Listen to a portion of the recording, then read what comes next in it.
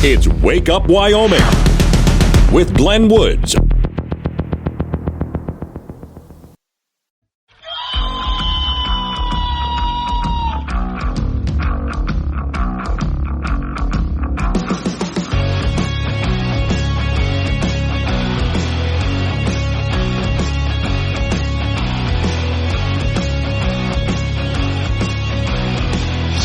The time, it's Wake Up Wyoming. It is a Friday, but I'm calling this the first of two Saturdays, then you have two Sundays.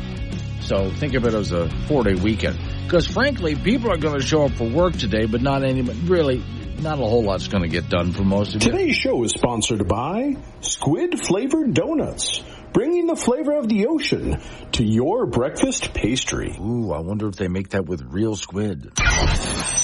Warning, this show contains reference to guns, liberty, limited government, low taxation, the cult of climate change, free thinking, cigar smoking, short people, rubber chickens, Karen's bureaucracy, liberal buzzwords, tour runs, traffic, toilet, terrible jokes, and more. No apologies will be issued. Guest callers may express any opinion they want without fear of being canceled. Unless you're a loudmouth jerk like Dave, then Glenn will hang up on you. Strap in, hold on to your coffee, and feel free to participate. This disclaimer does not refer to every person named Dave, just one particular Dave from San Francisco. We know a lot of Daves. They call this show all the time, and they're great people. So don't call this program and complain that we use your name. That would be a real Dave move, Dave. Okay, yeah, there's a lot of people going to show up for work today, and even during the course of the weekend. And Monday there will be people at work, too. But for most of us, it's a nice, long weekend. And a whole lot of camping and very little getting done on a Friday. Okay, last night, as you know, Kamala Harris and her VP pick, Waltz, had a interview. Was it ABC News? I got some notes here on just some of what happened that I'm going to go through. It was about as bad as you thought. But, of course, now the legacy news media is going to try to make it look good. And the conservative news media, there's no way, even if it was good, that they're going to say anything good about it. You know how this plays out. So I'll just do as best I can to give sort of a reality check on what happened last night, in case you missed the interview. And I hope you did. Meantime, before I get into that, let's go to a Harris rally where not a lot of people show up at those rallies, but okay. And we're going to have someone walk around with a microphone outside, out front. Very friendly guy, and he's just going to ask people about Harris, and they all are enthusiastic supporters of her. And this is a very simple question. So what do you think her greatest accomplishment is? Or for that matter, can you name an accomplishment of hers? These people get really uncomfortable when you ask that question. What is Harris's biggest accomplishment to date as vice president? I don't know. I don't feel comfortable doing this anymore. She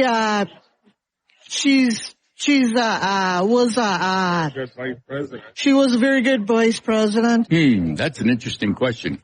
Getting to vice president.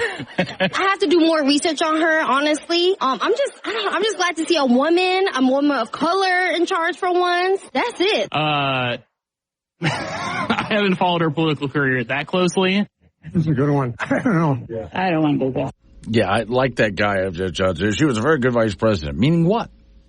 Exactly what did she do? Can you name? And they can't. They just know that they support her. They don't have any idea why. All right. So here's the interview last night, and it's the exclusive interview. I'm sorry, CNN's Dana Bash is where the interview took place. So I'm just going to go through some basics here, and I'm not going to spend a lot of time on it because if you listen to talk radio throughout the day or you tune into any of the news stations, whether it's Fox or any of the other, CNN, whatever, there's going to be nonstop analysis of this. And, of course, those people who are in favor of Harris will have nothing but nice things, and those people who are opposed to her won't say anything good about her. That's basically how it's going to go. Okay, one of the questions was about diversity of opinion. The current vice president, lifelong, very progressive Democrat. In fact, when she was a senator, which she never should have been, she was called the most liberal senator there was. I mean, it was so far left. If you think Bernie Sanders was bad, you should have seen this woman. So the most progressive Democrat sought to appeal to moderate voters. She's telling Dana Bash that she would actually, and I thought this was a silly question to ask. you're going to hear Kamala Harris just sort of diddle through, if you will, the answer. She's searching for something to say. Yes, I would. Anyone in mind? Yes, I would. No one in particular in mind. We got 68 days. Let me back it up a little bit because it started a little bit late there. The question is, so would you appoint a Republican to your staff? You had a lot of Republican speakers at the convention. Will you appoint a Republican to your cabinet? Yes, I would. Anyone in mind? Yes, I would. No one in particular in mind. We got 68 days to go with this election, so I'm not putting the cart before the horse. But I would. I think it's really important. I have spent my career inviting diversity of opinion. I think it's important to have people at the table when some of the most important decisions are being made that have different views, different experiences. And I think it would be to the benefit of the American public to have a member of my cabinet who was a Republican. Right. So that was another word salad, and nobody really believes what she's saying. The story in front of me here says Harris has also been accused of targeting conservative organizations because under her leadership as Attorney General, California required organizations to receive donations to file copies for federal IRS forms. It's a tax form they have there. These forms include a list of donors, and you won't find a single conservative among them anywhere, nor has she ever hired anyone on her staff or anywhere else. But all right. Immigration and the southern border. Story says, so President Joe Biden asked Harris and tasked her in the third month of his presidency with leading and this is a quote, leading the administration's diplomatic efforts to address the root cause of migration from El Salvador, Guatemala, and Honduras. And he went on to essentially appoint her what we were calling border czar. So in the interview, Harris did not address Biden's executive order, but told Dana Bash that the number of immigrants coming from the region was actually reduced since they began working on it. And the answer to that is no, there was a big bump, a huge spike. Recently there's been a reduction, but it goes up and down and up and down. It's never steady. So that's what they're calling reducing illegal immigration. By the way, later this morning, we have to get on to Colorado, where basically a gang from south of the border, I think they're from Venezuela, a gang has taken over a couple of apartment buildings and are harassing the people there, ran off the manager. This is what you get with an open border. A gang with guns, by the way. All right, but next one, fracking. Bash reminded Harris Tuesday night that her 2019, when she was running for office, said that she was going to ban fracking. Do you still want to ban fracking? She said, no, I made it clear on the debate stage in 2020 that I would not ban fracking. During her debate with Vice President Mike Pence in 2020, Harris twice said that she would, Joe Biden would not ban fracking. But as far as what she would do, she has talked multiple times about banning fracking until she decided to run for president this time around. Now suddenly she's changing her tune. Let's see, economic opportunity. The economy, inflation, top issue, of course. Democrat candidates' economic plans include, in her economic plan, which I don't think they really got into enough last night. A lot of it should have been dealing with, so you want price controls, which leads to more inflation, by the way. Harris' economic plan, the story says, 21st century socialism, according to Dana Lash, economic fund manager. In a recent column, she said, Harris's plan to raise taxes on corporations and the wealthy, and of course price controls, it all leads to more inflation. And see, failed border security bill, she sort of dithered around that as well. So in other words, she spent the entire interview, which totaled up to, I think about 18 minutes total was the interview, and spent a lot of time filling that 18 minutes with more word salad and not saying a whole lot. And much of what she said was also just disingenuous. You said you would ban fracking. Oh, no, I wouldn't. So if this was her first interview, as far as I'm concerned, it was pretty much a waste of everybody's time, which is why I'm not going to spend a lot of time on it this morning unless you want to. Big Wave and Casper. Unfortunately, I did miss the Harris interview as I was extremely busy watching some paint dry. See, now that is probably the best analysis of it yet. How to answer the phone when you get a spam caller. Oh my God, we've been trying to get a hold of you for weeks. Your test results came back, and it is not good. Now you know how to answer the phone when you get a spam caller. Listen to Glenn Woods anywhere you roam with the Wake Up Wyoming mobile app. This is AM 1030 K2 Radio. So I got to wonder, is this the only interview Harris is going to do? It really wasn't worth it, folks. It was nothing, honestly. All right. 888-97 Woods, the phone number, 888-97-WOODS. So the story that I saw yesterday, I watched some young punk thugs, some of them pretty well armed. I mean, not just pistols, but assault style, we'll say, rifles, walking around an apartment complex and breaking into apartments. So, well, what was that about? I found out later in the morning.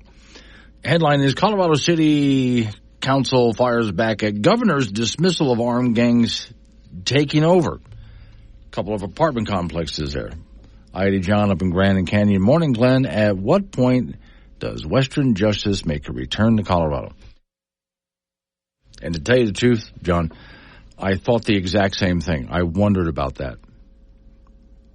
At what point do people just have enough and start taking matters into their own hands? But all right. Story says Democrat Governor of Colorado dismissed outrage over a video showing what appears to be armed Venezuela gang members in an apartment building as imagination despite significant evidence. The Aurora County Council member fired back at the governor's denial, saying, I'm very disappointed.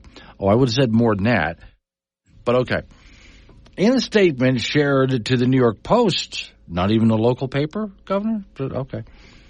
A spokeswoman for the governor claimed the governor has already let the mayor know that the state is ready to support the local police department with assistance from state troopers and the Colorado Bureau of Investigation if needed.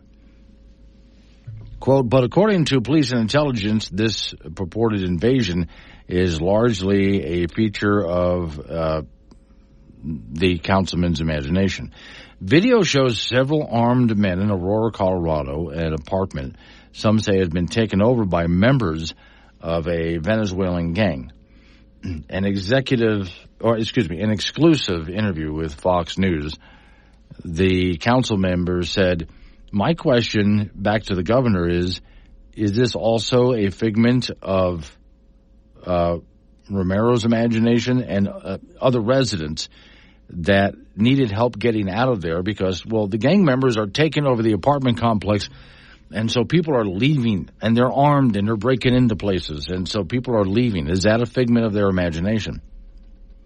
Quote, we know violent crime in Aurora went down between 2022 and 2023, yet here come these gang members now. So according to a report from the New York Post, more than 40,000 illegal immigrants have arrived in the Denver area since 2022. 40,000 in the Denver area since 2022.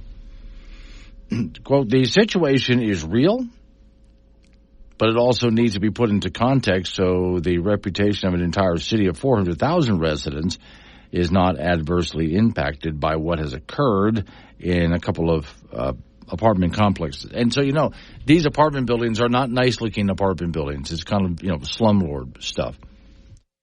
There are people, this is a quote again, behind this that already are playing politics.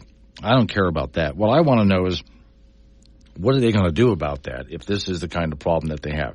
When you have people who live in this apartment packing up and leaving out of fear, the question would be, what are you going to do about it? And when you do have that many illegal immigrants, you're going to get the criminal element. Venezuela, remember Cuba back during the whole big boat lift thing in Cuba?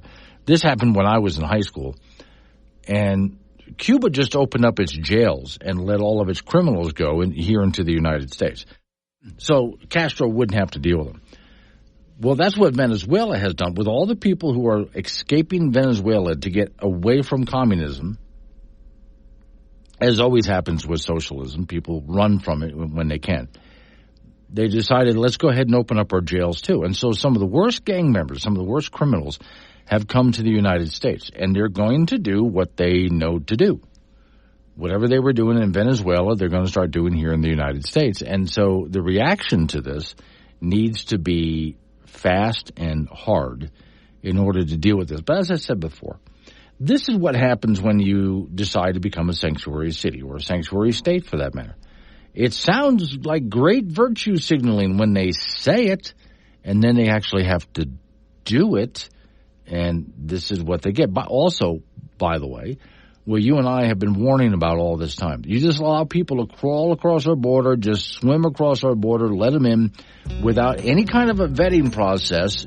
You're going to get some of this. It's going to happen. We have to worry about terrorists and gang members and rapists and murderers and drugs, and it's all coming across the border. And this is why we had a border policy to prevent this. Morning, Red. Let's see, had AI make me a picture of a flaming burrito with a turbo and dual exhaust made me think of you. Really? A flaming burrito with a turbo and dual exhaust made you think of me. Red, go back to bed. You need more sleep. Coming up on local news, update on the weather forecast. 888-97 Woods is the phone number. It's Wake Up Wyoming.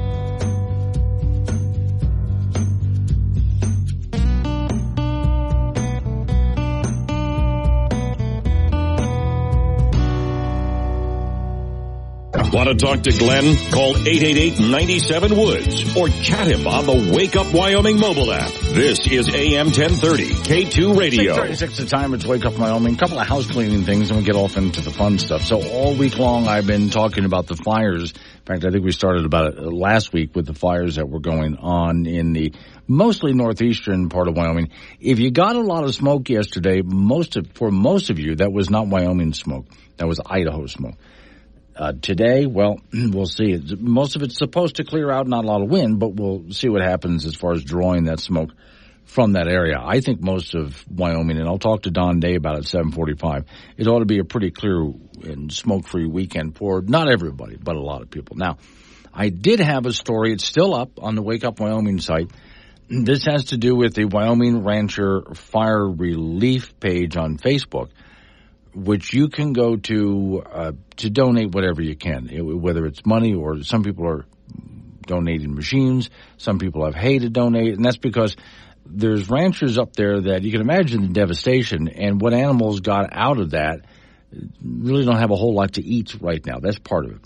But, of course, financially, that's going to be devastating. They've lost buildings and livestock, and this is going to be expensive.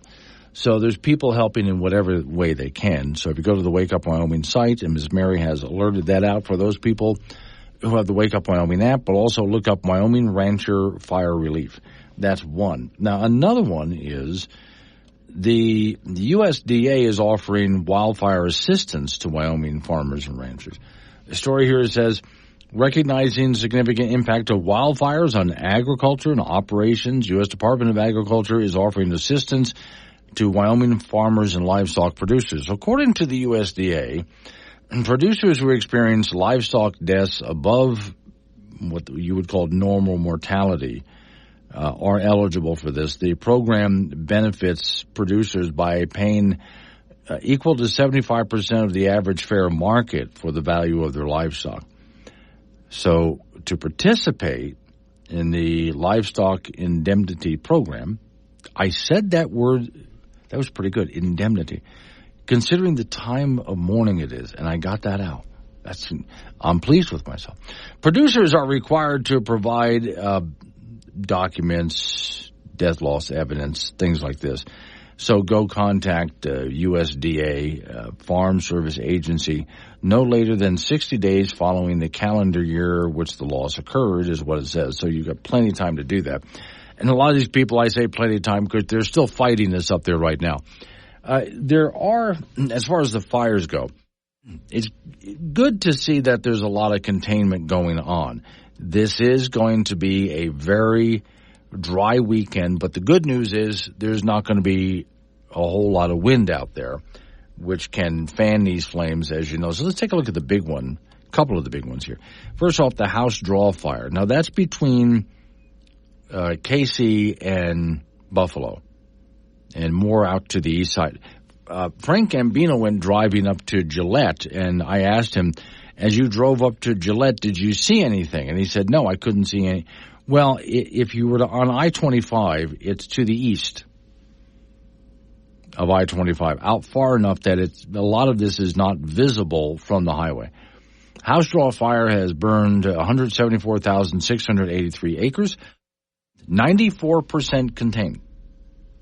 Now I'm going to do something here while I'm talking to you about this. I'm going to go over to, this is a aeronautical chart, and I don't see anything right now. All right.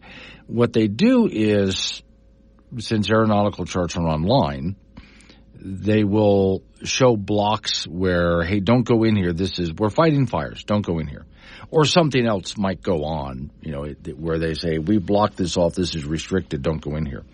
So that area around the House Draw Fire is not blocked off. And so that means they're probably not flying much in the way of aircraft right now to fight these fires. There are a couple of areas that are blocked off, and these are called TAFs, which is basically a temporary flight restriction. And there's a couple of those around Gillette. So taking a look at the Gillette fires, they have the Flat Rock Fire, and let's see, that is 78% contained.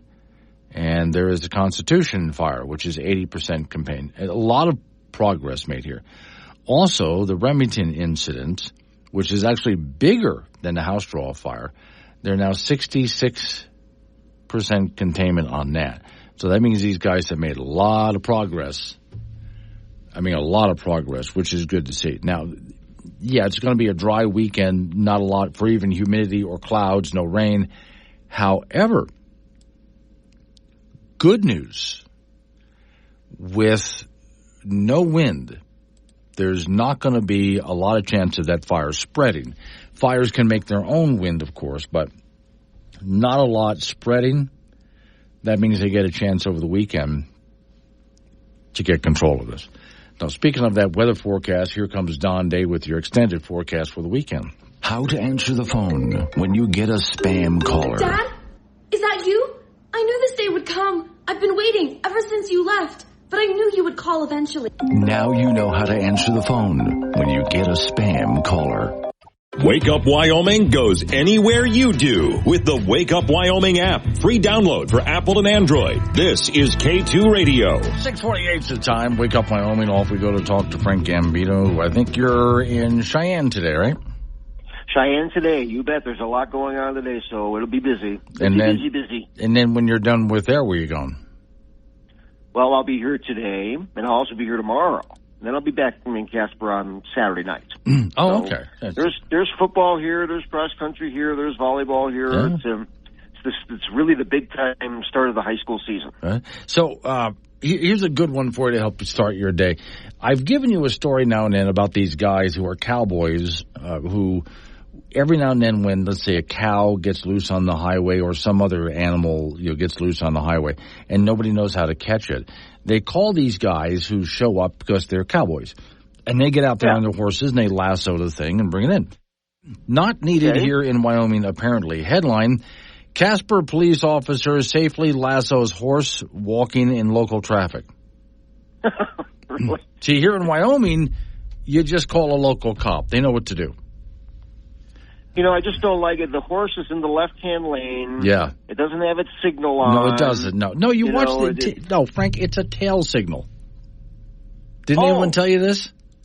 No. Okay. Yeah, when the horse wants to make a turn or stop, you just watch what his tail's doing, and then there you go.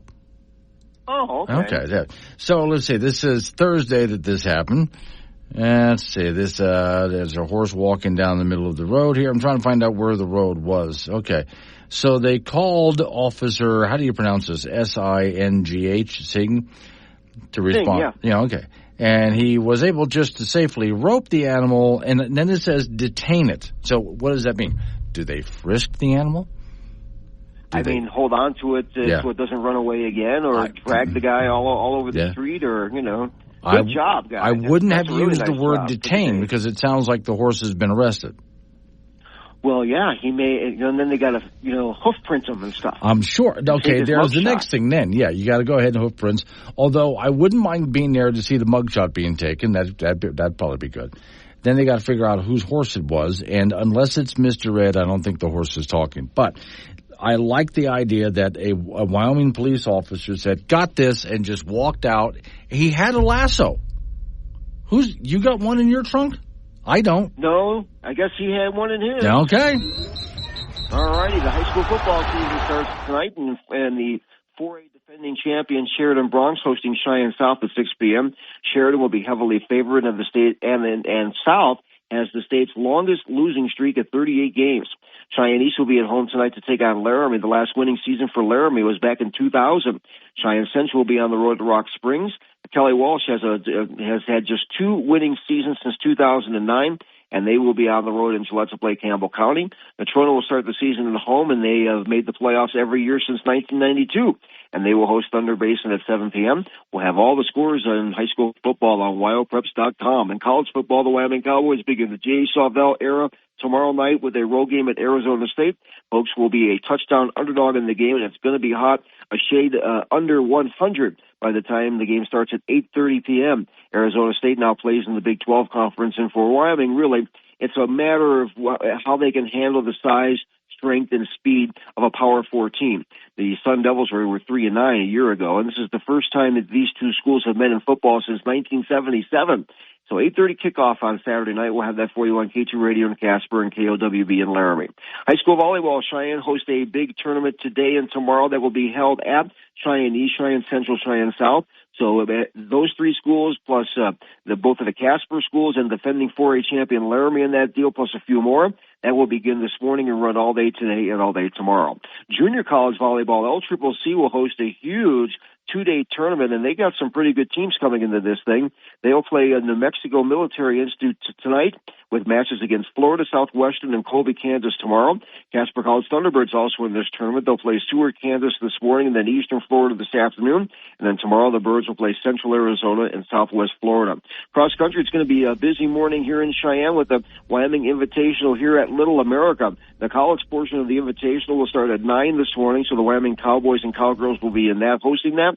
And the high school races will follow at 10 and 10:30, and there'll be a sizable amount of out-of-state high schools competing in that event here at Little America. That's it in sports. Well, that means you don't have far to go.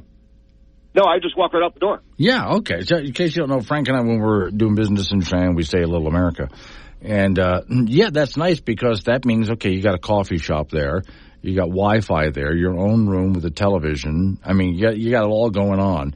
And then when it's time to go to work, I have a place to park. You have a place to park, sure. Don't give up that spot, by the way. No. Not until these races are over. When it gets into the weekends, you know how it gets there. You give up that spot. I gave up a spot at 2 o'clock in the morning. I was going to come back at 2:10, and it was gone. Really? And I'll never do that again.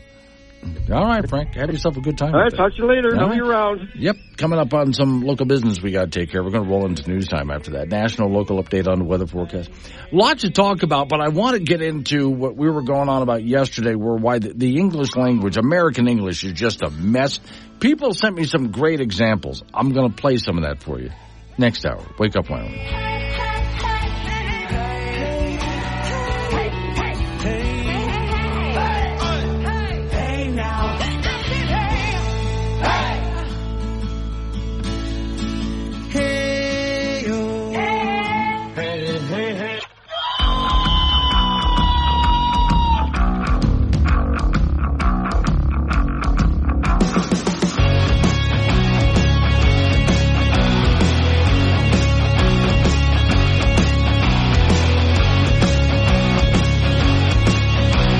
Six the time. It's Wake Up Wyoming. It is a Friday, but to me it's like a second Saturday. There's going to be 2 Saturdays and 2 Sundays this weekend because it's a long weekend, and no one's really going to be doing anything at work today anyway because it's a long weekend. Today's show is sponsored by Squid Flavored Donuts, bringing the flavor of the ocean to your breakfast pastry.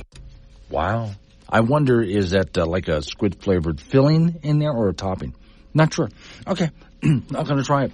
So, real quick, just on the Harris Waltz interview on CNN last night. This is all you really have to know if you didn't watch it.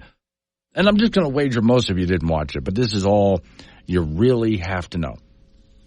So, first she was asked the question about the Biden presidency and just her opinions on what they've accomplished. And she said, I think history will show that the Biden presidency has been transformative. Which means what? Does that mean anything? Transformative in what way? Oh, I would certainly say it's transformative, and I have nothing bad. I have nothing good to say after that. All bad. But okay.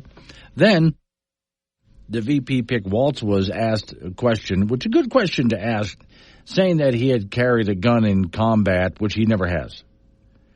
And he said that when he wrote about that, it was just essentially it's like bad wording and punctuation on his part. Right? You're supposed to believe that, by the way. All right. That's all you need to know. The whole thing, other than that, was just garbage. Hang on, I got to answer Miss Mary here. Says, okay, there we go. Sending funny notes to Miss Mary. Now, I'm going to go away from news for just a bit. Yesterday, on this program, and I love doing stuff like this, I was bringing up Hooked on Phonics as something that is coming back to a lot of schools in America where we want to teach our kids how to read and write. And the best way to do that is a phonics-based system, which is correct, and that does work the best. However, the complaint that I had was that American English has become such a mess, and today's dictionaries don't help. When people start to misuse and mispronounce words, the dictionary just adds it instead of holding the line saying you're doing it wrong. Plus, American English has become such a melting pot of words that a lot of garbage has come in. I mean, it's not all garbage. It's other languages that have become woven in our language. And so it's very difficult to understand each other at times. People get into arguments when they're saying the same thing, but they're misunderstanding the use of the words that they're using. Sometimes that's even intentional, by the way. So to give you an idea of how bad it is, I started yesterday by playing this little bit from Gallagher. Get down! Check it out! B-O-M-B, bomb! T-O-M-B, Tom, no, tomb! If T-O-M-B is tomb, that's boom, the bomb's over! But no, that's bomb, that's tomb, get ready, is this calm or coom? No, that's comb! And that's why spelling bees are only won by introverted little ugly girls.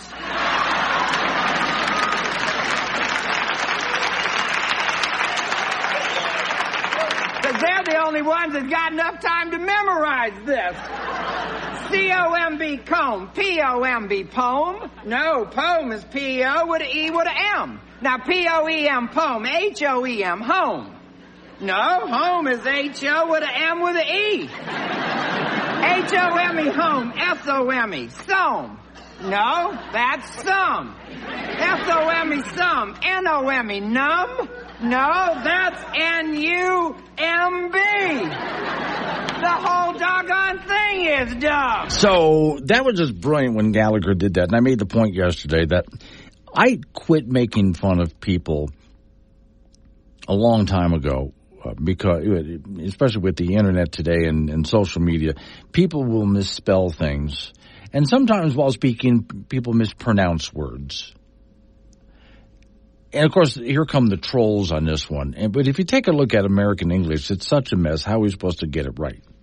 Even things like here in Wyoming, we have a river that when you look at it, some people say it looks like Popo Aggie. But I would say Popo Aggie because it's spelled I-E at the end. But it's not Popo Aggie or Aggie. It's Poposia. And there's two separate words. How am I supposed to know that? What a mess. So I even said there's many different ways to say, to write the word fish. There's many different ways to spell fish in American English. So here I get this note from Case Kane. I think it's who sent, let me double check who said. Nope, Caleb. I'm sorry, Caleb, you sent me this yesterday. Correct ways to spell the word potato. Now remember, we had a vice president who was made fun of because he misspelled potato. What had happened was he was at a school where he was supposed to be given sort of a fake spelling bee to the kids, for the cameras. And the teacher had handed him little cue cards, and he asked the kid to spell potato, and the kid spelled it, and he said, wrong, there's an E at the end of it. And people made fun of him for misspelling potato, but in fact, that's the cue card the teacher gave him. So he was going with what the teacher said. Okay, well, let's take a look at this. Correct ways to spell potato. If GH can stand for P, as in Hickoff, then OGH can stand for O, as in dough. PHTH can stand for T, okay? EIGH can stand for A, as in neighbor. TTE can stand for T, as in gazette. EAU can stand for O, as in plateau. Okay. The correct way to spell potato, ready for this? Using those rules, the correct way to spell potato is GHOUGHPHTHEIGHTTTEEAU. You could actually spell it that way using American English. Pretty confusing, isn't it? Okay, with that in mind, here's a guy that I follow on Instagram. So we're going to take a look at words that end with OUGH. Now think about all the different words that end with OUGH. In fact, if you put a T at the end of that and a TH at the beginning, it would be like thought, right? Okay, OUGH. So you know what that sounds like, right? You sure? So this word is ought, which means this word is thought, which means this word is thaw. No, it's though. Oh, that's why. Okay. Which means this word is It'd be toe. No, tough, off, oh. See the difference? Okay. Which means this word would be cuff. No, it's cough, off. So obviously this word would be. So it'd be cough with a D. Doff? No, it's dough. Remember what I said earlier? Oh, dough. Yup. So now that you know that, this word would be. Drought? No. Draught? No. Drut? No, it's drought. Ow, drought. Remember, just because they're spelt the same doesn't mean they sound the same. And then we wonder why people struggle with the English language. This is why I say when I'm on social media, whether I write something or somebody else does, and there's a misspelled word in there, that's okay. Trust me, that's okay. The American English is a mess. And I'm not done yet, by the way. I'm really not done with this. Even when people mispronounce words and names, it's okay. Don't worry about it. You're dealing with American English. It's a mess. How to answer the phone when you get a spam caller. Thank God you called. I did it. It's done. But there's blood everywhere. Now you know how to answer the phone when you get a spam caller. Wake up, Wyoming, with Glenn Woods on K2 Radio. Got something to say? Chat him on the Wake Up Wyoming mobile app or call 888-97-WOODS. All right, so what I'm doing here is stepping away from politics for just a bit, get into something we got into yesterday. Schools around America are starting to get back to the idea of phonics, teaching kids how to basically sound words out, how the English language works. I like this one. I John, they're up in Grand Canyon. A great episode, I Love Lucy, taking English classes and prep for little Ricky. And Ricky says, that's it, we're teaching him Spanish. Big Ricky does. Dan and Cheyenne, how about words that are pronounced differently depending on where you are or its location? For instance, Arkansas or in Kansas, Well, true. I mean, you go to a different part of the country and they say it a completely different way. So, again, American English is just a mess. It really is. Now, what about the word fish? So, if we do this phonetically, you can spell fish G-H-O-T-I. Yeah, because G-H can be pronounced f, and O-T-I could be ish. Believe it or not, that is a thing. That's not the only word that's like that. Let me see. Another way to spell fish is P-H-E-T-I. Because P-H can be the F sound. So, yeah, phonetically doesn't always work. Let's go back to that guy that I follow on Instagram. Now, picture words that have O-W in it. Now, if you think O-W, you might think ow, O-W. Okay, well, let's run through it. So this word is blow, which means this word is low, which means this word is oh. No, it's ow. Let's take a step back for a second. Okay. This word is ow, which means this word is owl. Good. So obviously this word would be bow. No, it's bowl. Let's try one more time here. This word is ow, which means this word is, it'd be row, which means this word is brown. No, it's brown. Brown. So this word would be, it'd be brown minus the brown. No. Own. Every once in a while, I'll put something up on social media, or as you know, every day I write stories for the Wake Up Wyoming website, and on occasion, I'll misspell something. Now, I have Miss Mary as an editor, but also we use Grammarly here, which helps me edit as well. Still, despite the editing, something's going to get by now and then. And it always does. Look, major newspapers have the occasional typo. I've read novels by big shot writers from a big shot publishing house, and I'll still find a typo in there. It happens. We all do it, which, again, is why I don't get on anyone's case anymore. But people will do it to everybody else. I've had people write the nastiest things because an article appeared on our website and there was a misspelled word in there. And some people just get nasty about it. Yeah, well, excuse me, if I were to go through what you've written, I guarantee you I'm going to find stuff. I guarantee you I am. But that doesn't mean necessarily that the person is stupid. Oh, sometimes it does. But mostly it doesn't when you take a look at what a mess this is. In Wyoming here, we do something with our bills when we write a law, which I think is a great idea. In fact, most places do this.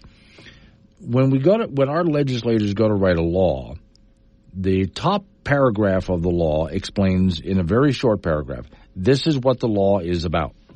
And they're not allowed to add writers to this like they do in Washington, D.C. The bill's about one thing. The next paragraph down is where they define words. You will see various words, and they list out certain words. And we define those words to mean this. They do that so there's no misunderstanding. So when you actually read the law, if it becomes, well, it's a bill, but if it becomes a law, you can read it and completely understand what they're talking about because they've laid out the definitions for those words. Now, I even wonder, this is where I go back to how the dictionary has absolutely blown it, because the dictionary doesn't do this anymore. The dictionary used to tell us, and this was the purpose of inventing the dictionary, how to spell a word, what the word means, how to pronounce the word. But I also wonder when it comes to the pronunciation these days, because you've seen that they have in brackets how to sound out the word. And oftentimes that can be confusing too. Yeah, American English is a mess. Now, some of the easiest languages to learn would be French. And France actually has a committee that what they do is they get together when either a new word is being introduced or needs to be invented for something that's come along and there is no word yet. What this group does is they sit down and talk about what the word should be, what it should be defined as, how it should be pronounced, how it should be spelled, and it's added to the French dictionary. And once it's in there, it's done, and they don't change it. They've locked it in. They're done. So if people start to mispronounce or misuse the word, they're wrong. And they're sticklers about that. I also know that if we take a look at Spanish, mostly from Spain, but take a look at some languages like that, those are very easy languages to learn, which is why, that episode of I Love Lucy, that's it. We're just going to teach the kids Spanish. It would be a whole lot easier. And it would be because they tend to do things in an easy way. I still get bothered when I take a look at, I mentioned this yesterday when I talked about this. Let's take a look at a map at the Mojave Desert. How am I supposed to know that that's a Spanish word? It looks like Mojave or something like that. Well, it's a Spanish word. So you're supposed to say Mojave. How am I supposed to know? And what if I don't speak Spanish? I'm looking at an English map. So shouldn't the word be spelled phonetically? Even then, I wonder about, and think about this, there's letters of the alphabet which are redundant. Now, we have certain letters that make, C and K can both make the same sound. Why? What if we went back and fixed that so each letter has its own unique sound? So, I mentioned this yesterday on the air, and the reason I'm doing this now is I got a lot of messages from people sending me stuff like what I just played for you and what I just read for you on this topic of, wow, what a mess this is. Do the best you can and teach your kids the best that you can to get it right. But then please be really forgiving of people who mispronounce something or misspell something. Like, again, Wyoming's Popo Agai River. That's what it looks like when you say it phonetically. Well, that's not how you pronounce it. How am I supposed to know that? Can we change those signs to write it phonetically so people can sound it out? So they see Popoja, which I know may not be easy to sound out, but there's got to be a way to do that. Because let me tell you, Popo Agai isn't anywhere near what looks like Popoja. Same thing with Washakie? How do you do that? All right.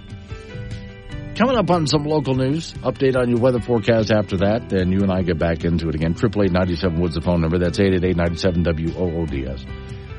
I do have Don Day on for his 745 talk about the weather, including what's going to happen with the smoke. I do know it's going to be a little warmer, a lot drier, but not windy, which is good for the fires that we're having out here. So we'll talk to him about the fires as well and the smoke, along with your weekend weather forecast, which overall is nice. It's Wake Up Wyoming.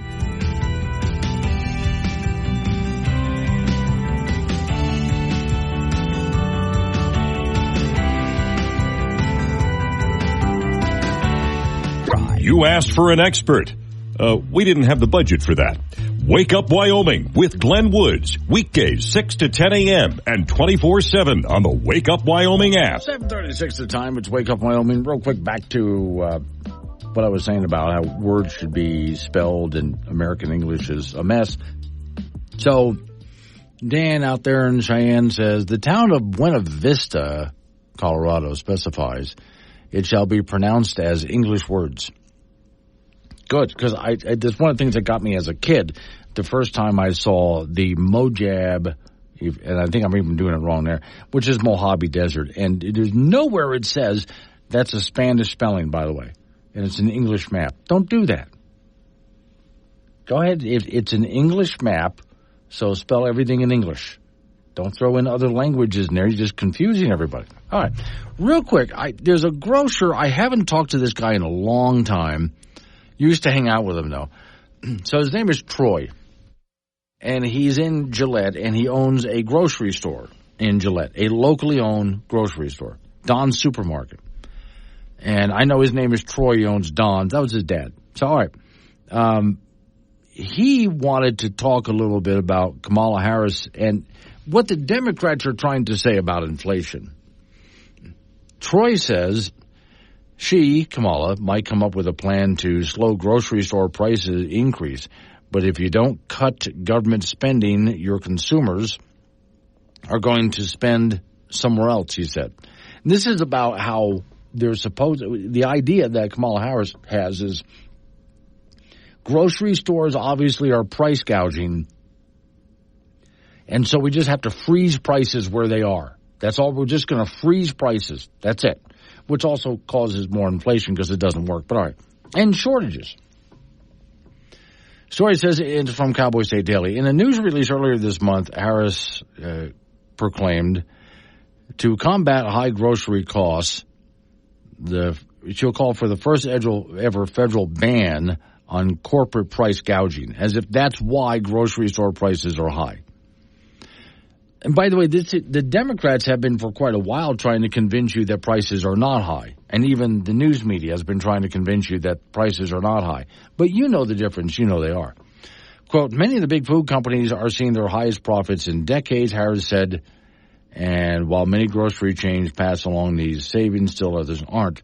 She said, look, I know most businesses are creating jobs, contributing to our economy and playing by the rules, but some are not, and that's not right, and we need to take action, she said. Okay. Well, here's a local grocer who's saying not so, not all. Troy, who owns Don's Supermarket in Gillette, I can drive 10 miles from my house and go get a cow and cut it up and put it on the shelf. But I can't do that right now. Federal Meat Inspection Act requires that all meat be sold commercially be inspected and passed through an entire long list of bureaucracy, USDA safety, and et cetera, all of which increases the cost. He gave examples of truck drivers delivering goods to his store recently had to stop about 5 to 6 miles outside of Wright, Wyoming, when the driver reached his maximum. So in other words, they're trying to deliver groceries in a timely manner, but the truck driver, he's about 5 miles away from the store and has to stop and take a break because of federal regulations. He also said decades-long reduction of domestic meat processing plants, that contributed to higher grocery prices. In a similar vein, he noted how more domestic food produced in the U.S. is being exported out of the country at a higher rate than ever in the past. Here's a guy, again, he owns a local grocery store. He knows why the prices are so high, understands why they're so high, and what we need to do about it. And the biggest thing he says is the problem is this government regulation. Government trying to control as it is. And if government were to take more control, including freezing prices, things would only get worse. And that's not just contributing to more inflation despite the freeze on prices, but also contributing to shortages as well. Want to know why things have gotten so expensive? And they have. Despite, again, media and government trying to tell you, oh, the prices are much lower. No, I know they're not. I've been to the grocery store, much like you have, and I'm looking at something and thinking, wasn't that like $2 or $3 cheaper just a couple of years ago? Right. And it's not because your grocery is trying to gouge you in prices. That has nothing to do with it. It all has to do with the supply chains, the cost of energy. We can go on and on.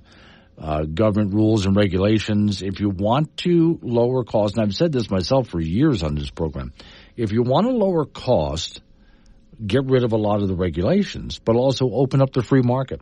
Right now, Subway sandwich shop is trying to lower prices. This is not a commercial, I'm just telling you. If you download their app and order a sandwich off their app, they're trying to encourage you to use the app. You can get a sandwich for a lot cheaper than you could if you just walked in and paid cash in the store. They're trying to incentivize people and lower prices to beat the competition. The more free market we make it, the lower the prices get. The less government regulations, the lower prices become. So when you have someone like Kamala Harris, for example, saying that what we have to do to control prices is control the retailers, this once again is a socialist who has no idea why things got out of control in the first place. And they got out of control because of government. How to answer the phone when you get a spam caller. Oh my God, we've been trying to get a hold of you for weeks. Your test results came back, and it is not good. Now you know how to answer the phone when you get a spam caller. Where Wyoming comes to talk. This is Wake Up Wyoming with Glenn Woods on K2 Radio. Be part of the show at 888-97-WOODS. I'm so happy to be here. Yeah. I'm just happy. 7:46 the time. It's Wake Up Wyoming. Off we go to talk to Don Day with Day Weather. And Don has been working hard to give you the perfect weekend forecast. Right, Don? All right, doing my best. Okay. Yeah. Well, it doesn't look bad as when I take a look at the forecast. My main concern is yesterday some smoke got sucked in from Idaho. Are we done with that? No, we're not. Okay. There's quite a bit of smoke in west and southwestern Wyoming this morning. It's going to come and go. Those fires in Idaho are pretty big, and there's nothing to put them out. So they'll be producing smoke through the weekend. But that's really about it. Other than periods of smoke, it'll come and go, Glenn, because the winds will shift at times. So at times the smoke could come in thick. At times it could clear out. But we really don't have anything else. It's going to be warm, clear, cool nights. Isolated thunderstorms may form over the mountains Sunday and especially Monday, but just a few. So all in all, pretty good. See, and when you say the winds shift, on that note, not much for wind. Not much, knock on wood. I do expect the winds to get a little gusty for folks up in northeastern Wyoming on Sunday. Oh, I didn't want to hear that. We'll start to see, so today and tomorrow, no. Most of the state, though, by our wind standards, they really won't be much. But Sunday, do expect a gusty southeast wind out on the plain. Okay. Now, I think there's a little bit of a break in this when we get into next week, but it looks like late next week. We have a front arriving right around Wednesday. Okay. It's not much of a system. That's going to cool us off a few degrees. If there's going to be a chance of showers and thunderstorms, it'll be then. And I'm not terribly excited about the prospects that will amount to much. We're just into the time of year, Glenn, where the weather starts to slow down. We just don't see as much. All right. Thank you, Don. Don day with day weather. So, okay. I mean, it's not horrible out there this weekend anyway. I just mostly worry about the smoke. Off we go to talk to Frank Gambino, who's in Cheyenne. Okay. Frank, I have a request in case when I'm about to read to you, in case this happens to me. All right. Okay, I'm ready. All right. Headline, Arizona Wells Fargo employee dies at his desk, is found 4 days later. Well, that speaks volumes of how many people are working from home. Yes. So if I were to die at my microphone here, that would be a lot of dead air. Unless I did it like on Friday and nobody found me because of a long week until Tuesday. Dead air, I like that. That's a good one. You think? Okay, so here's the story. Wells Fargo employee died at the Tempe. So he was at the Tempe office, and wasn't found until days later, according to the police. He died, working for the Wells Fargo. I wonder, did he work down in the cellar? Did he have a red stapler? However, 4 days later, authorities responded to the location and found, did it smell? It must have smelled in there. Security at the building found him dead inside the building days after he had clocked in. Oh, wow. So, okay. That was the problem there, Glenn, is that HR found out he didn't clock out when, in fact, he did clock out. So they would have known. But, what I want to know is if he dies at his desk and is clocked in, does he still get paid for that? And overtime. Yes, that's a whole lot of overtime there. Now, if you're thinking, but he didn't get anything done, he was dead. How much did he get done anyway? I don't know. Maybe he. I don't know. Yeah. Okay. And how the guy anyway? Yeah. Okay. Funerals aren't cheap. No, it's not. So that's where I'm saying there are clues, Frank. If I die at my job, again, first off, that's a lot of dead air. Now I know you don't listen to this show anyway. You're busy. Right. But there's other people like Miss Mary supposed to be paying attention to the show, although now and then she gets busy too. So there might be like 30 minutes of dead air before she finally goes, why isn't Glenn talking? Okay. And then she might just shrug her shoulders and continue on, not bothered. Maybe it's a pause for dramatic reasons or something like that. I'm not sure how this is going to work. I just ask that if I die here at work, I don't want to be found 4 days later. No, we'll look for you hourly. Yes. Can you imagine how bad? I mean, the studio smells already with me sitting in here now. Yeah. Can you imagine how bad I would smell after 4 days? You would smell like death. Yes, and then because the walls are padded and soft, you would have to completely remove all of the padding in here and get new walls in there. That would be bad. Yeah. The good news is, though, okay, here's what to do, though. I am sitting on a chair with wheels. And you know there's that ramp out the back door and the dumpsters at the end of it. So you know how to dispose of me. I'm not going to come 15 feet near you. You're not, if you're not breathing and living. Okay, but somebody can at least roll me down the ramp to the dumpster with all the raccoons. Okay, and we can make a Facebook post out of it too. The high school football season starts. And 4A defending champion Sheridan will host Cheyenne South at 6 p.m. Sheridan heavily favored, and South has the state's longest losing streak at 38 games. Cheyenne East will be at home tonight to meet Laramie at 6 o'clock. The last winning season for Laramie was back in 2000. Cheyenne Central will be on the road at Rock Springs at 6 p.m. Kelly Walsh, who has had 2 winning seasons since 2009, will be on the road in Gillette to play Campbell County. Natrona will start the season at home against Thunder Basin at 7 p.m., and the Mustangs have made the playoffs every year since 1992.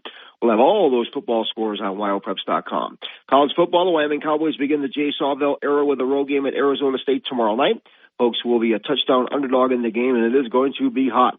A shade under 100 by the time the game starts at 8:30. Arizona plays in the Big 12 Conference now, and for Wyoming, really, it's a matter of whether they can handle the size, the strength, and the speed of a Power 4 team.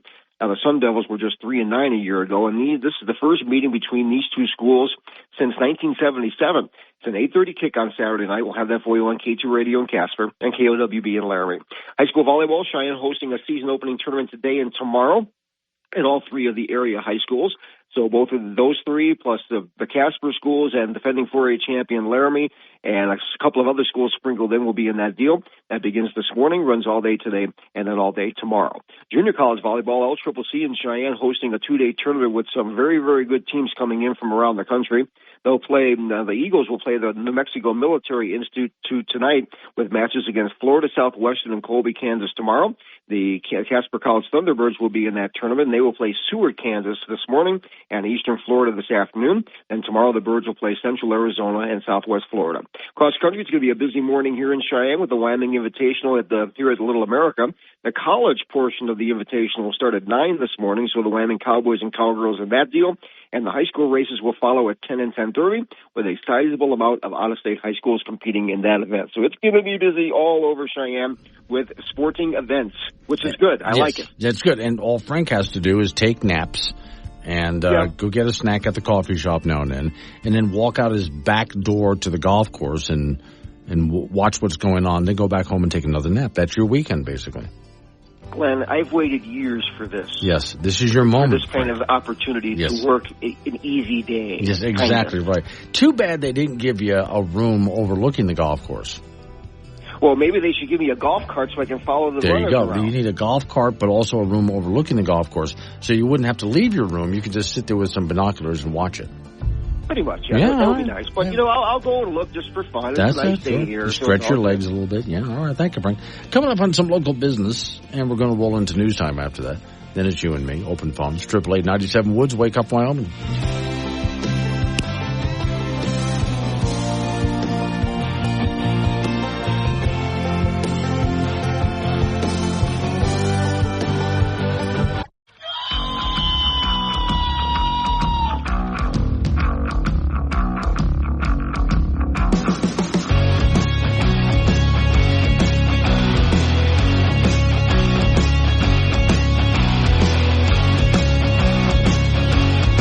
8:06 the time. It's Wake Up Wyoming. It is a Friday, but I'm calling it a Saturday because not many people are really going to be getting anything done at work today because it's a long weekend. And since you're going to have Monday off too, most of you, basically it's 2 Saturdays and 2 Sundays. And then you get back to work out of that. Got it?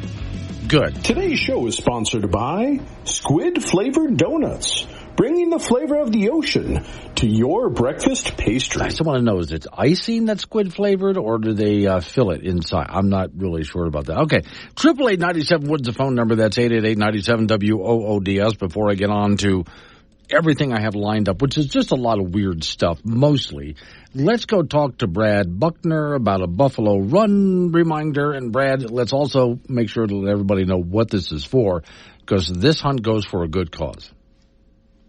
Well, it really does go for a good cause, and this is Good News Friday.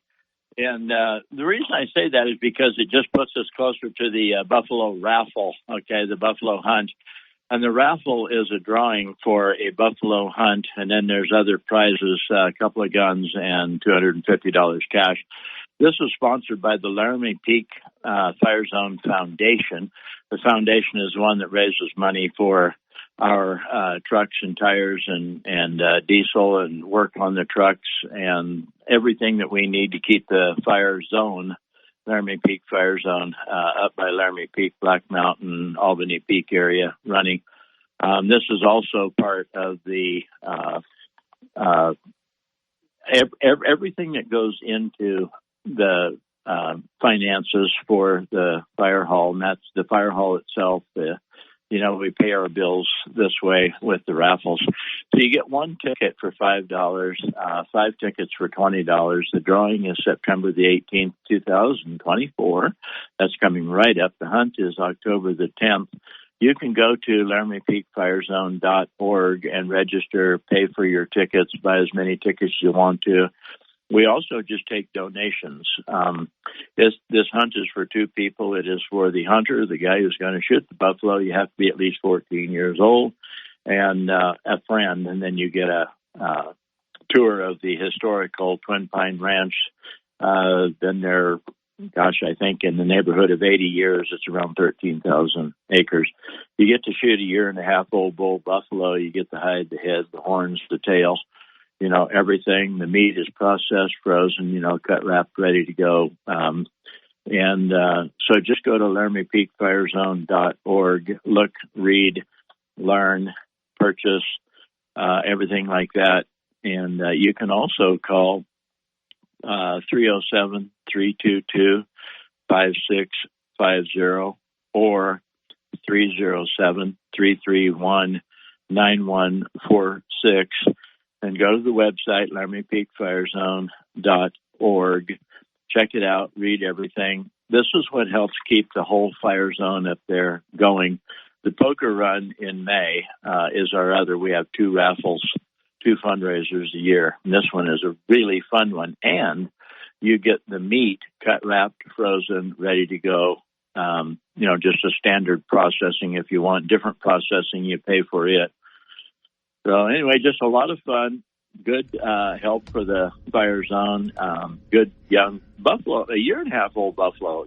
Once you eat bison, American bison, you're really going to turn your nose up at other meats.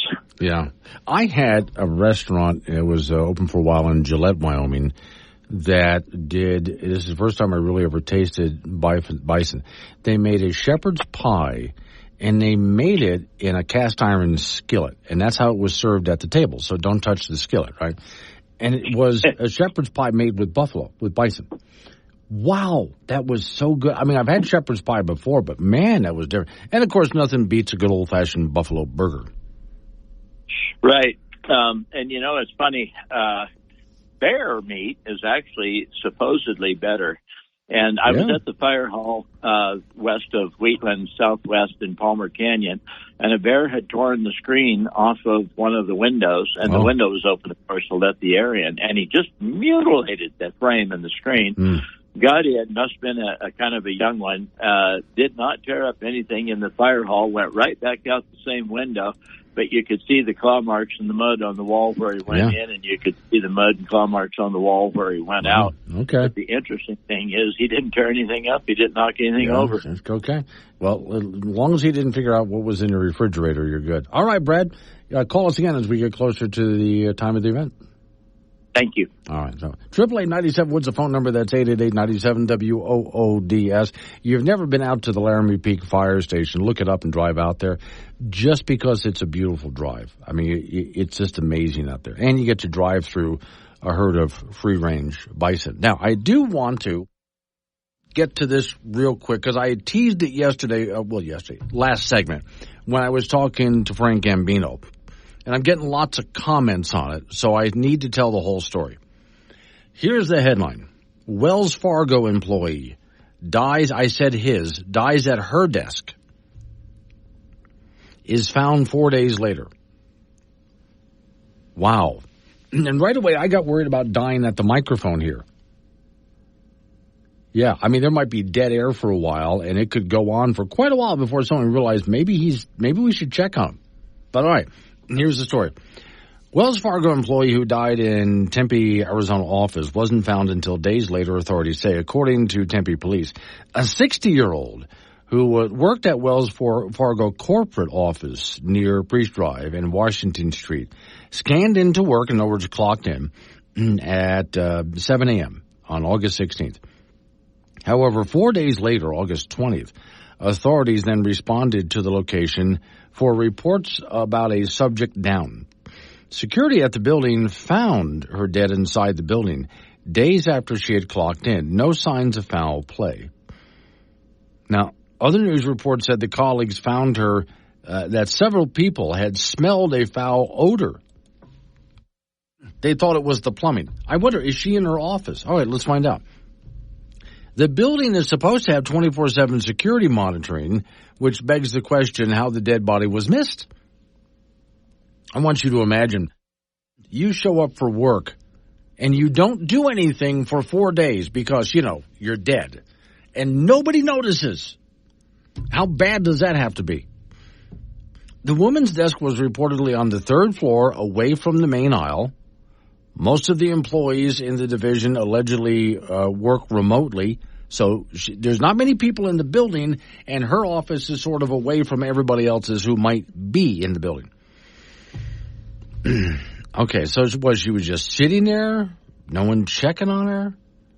Yeah, I just want you to imagine that for a moment. You go to work, you die, you don't do diddly squat for 4 days because you're dead, and nobody notices. That's humiliating. Nobody notices. Nobody asks, hey, where's so-and-so? They don't ask where you are. Finally, someone notices because they smell something. Now, at least I know that if I were to die on the job here, you guys might notice the dead air. What I worry about, you might actually be relieved because there was dead air. Welcome to Woke Radio WOK. Let's look at today's calendar and see what we're offended by. Or you can go outside and play it by ear. Just make sure everybody feels as miserable as you. Covering world-ending catastrophes for years to come. It's Wake Up Wyoming with Glenn Woods. Find content, chat live, and listen on demand on the Wake Up Wyoming mobile app. Okay, so since I opened up the can of worms, here's the Wells Fargo employee that died on the job and no one knew about it for 4 days because she was up in her office. Most people work from home. Her office is sort of up in the side of the building where there's not many people anyway.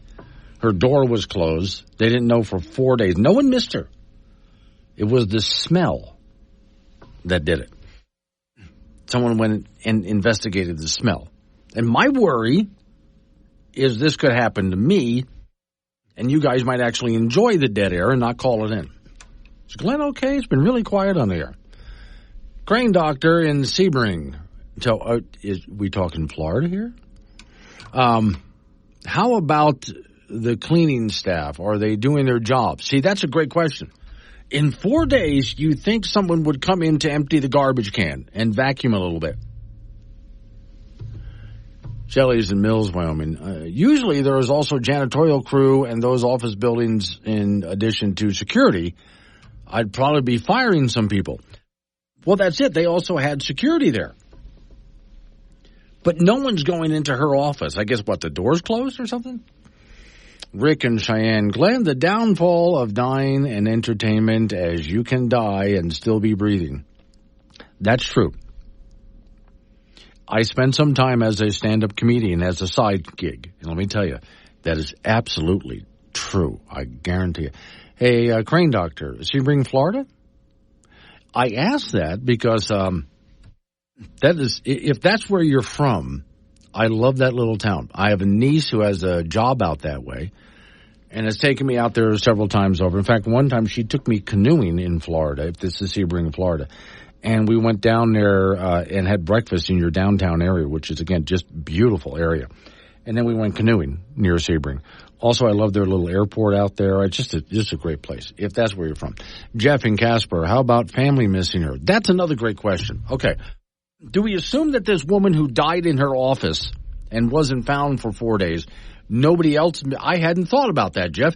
Nobody else outside of the office missed her. There was nobody saying, why isn't mom home from work? Now, the woman's 60 years old.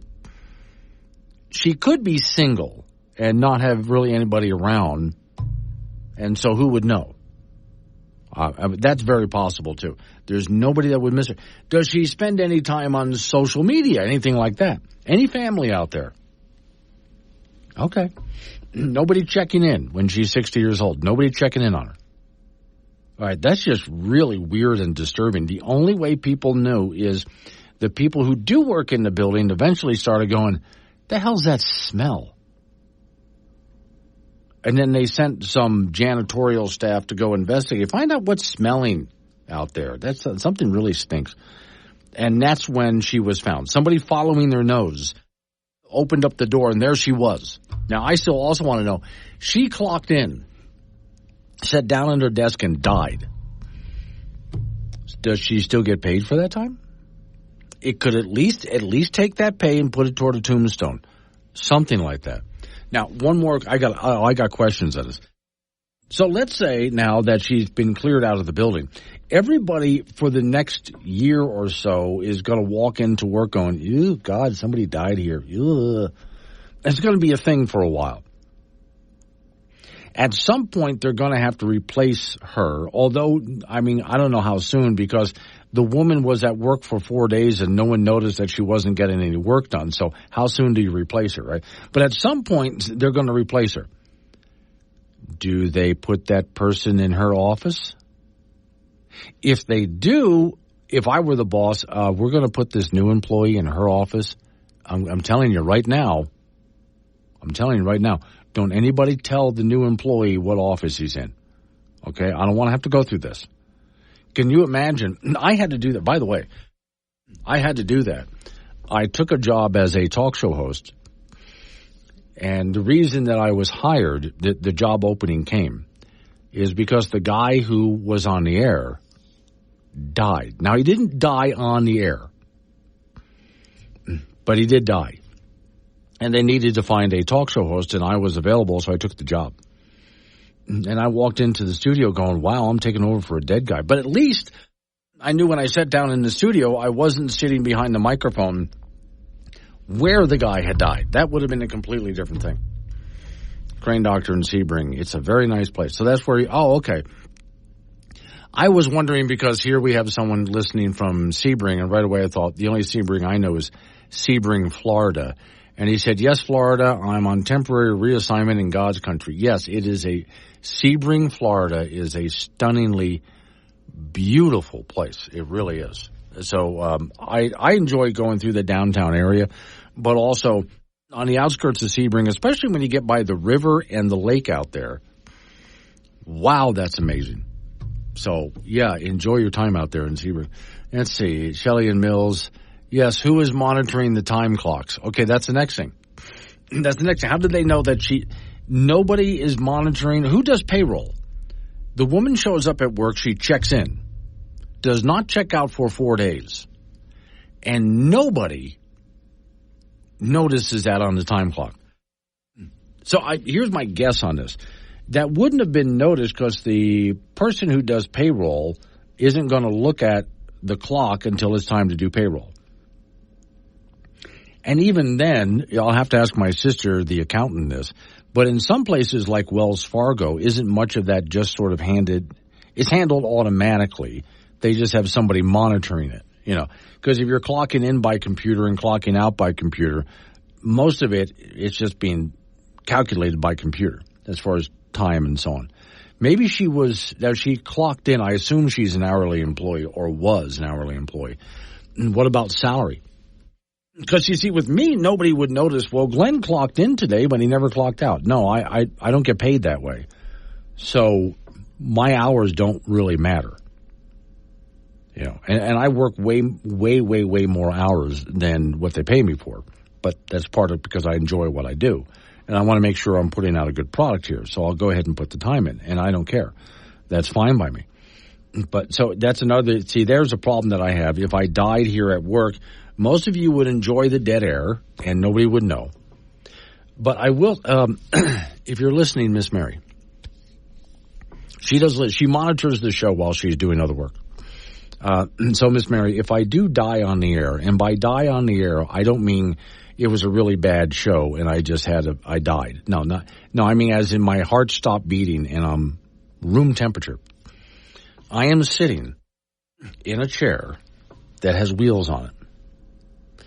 If you just wheel me down out of the studios here, see, this will be easy for Mary to do, and then out the back door. Now, we are slightly upstairs. There's a cellar that sticks up above ground just a little bit. We are about half a floor upstairs. Open up the back door, and there's the ramp to let handicapped people up. And it's a ramp that goes down, turns, and comes down the other way. But if you go down the first ramp, at the end of it is a dumpster. So all, Mary, you have to do to get rid of me at that point is just wheel me out. And when you get to the back door, open it up and just roll me out onto the ramp. Aim me down the ramp. Don't worry about it. It's got a wall on one side and a railing on the other. You don't have to worry about aiming too much. And just give it a good shove. And I'll just go rolling down to the end of the first turn on the ramp. And when I hit the barrier there, my body's just going to tip over, chair and all, probably, unless you want the chair back. I mean, you might want the chair back. And just let me fall into the dumpster with the raccoons that are stuck in there. And there you go. If you like, since this program that I produce every single day is pretty much a dumpster fire, you can just go ahead and light the whole thing on fire. I mean, I wanted to be cremated anyway, so there you go. That's how you get rid of me. There. Now, I am now no longer worried about dying on the air. I mean, actually, literally, not figuratively. I'm always worried about figuratively dying on the air. That's a whole different thing. All right. Another company is closing down in California because of the $20 an hour minimum wage for fast food places. And a lot of people are going to wind up out of work. We'll talk about that and whatever else you want to talk about coming up next. 888-97-WOODS, the phone number, 888-97-WOODS, or text me on the Wake Up Wyoming app.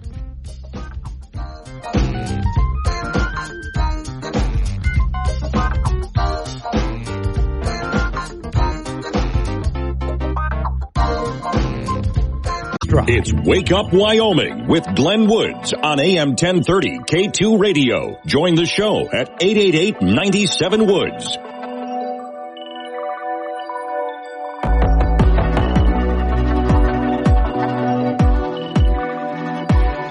.36 the time. It's Wake Up Wyoming. Okay, I do have another topic, but people are still, and I understand, are still going on about the dead body. For those who don't know, if you just joined us, Wells Fargo, there's a woman, 60 years old, shows up at work and clocks in, and her office is in a building where most people are working from home, but there's some employees there.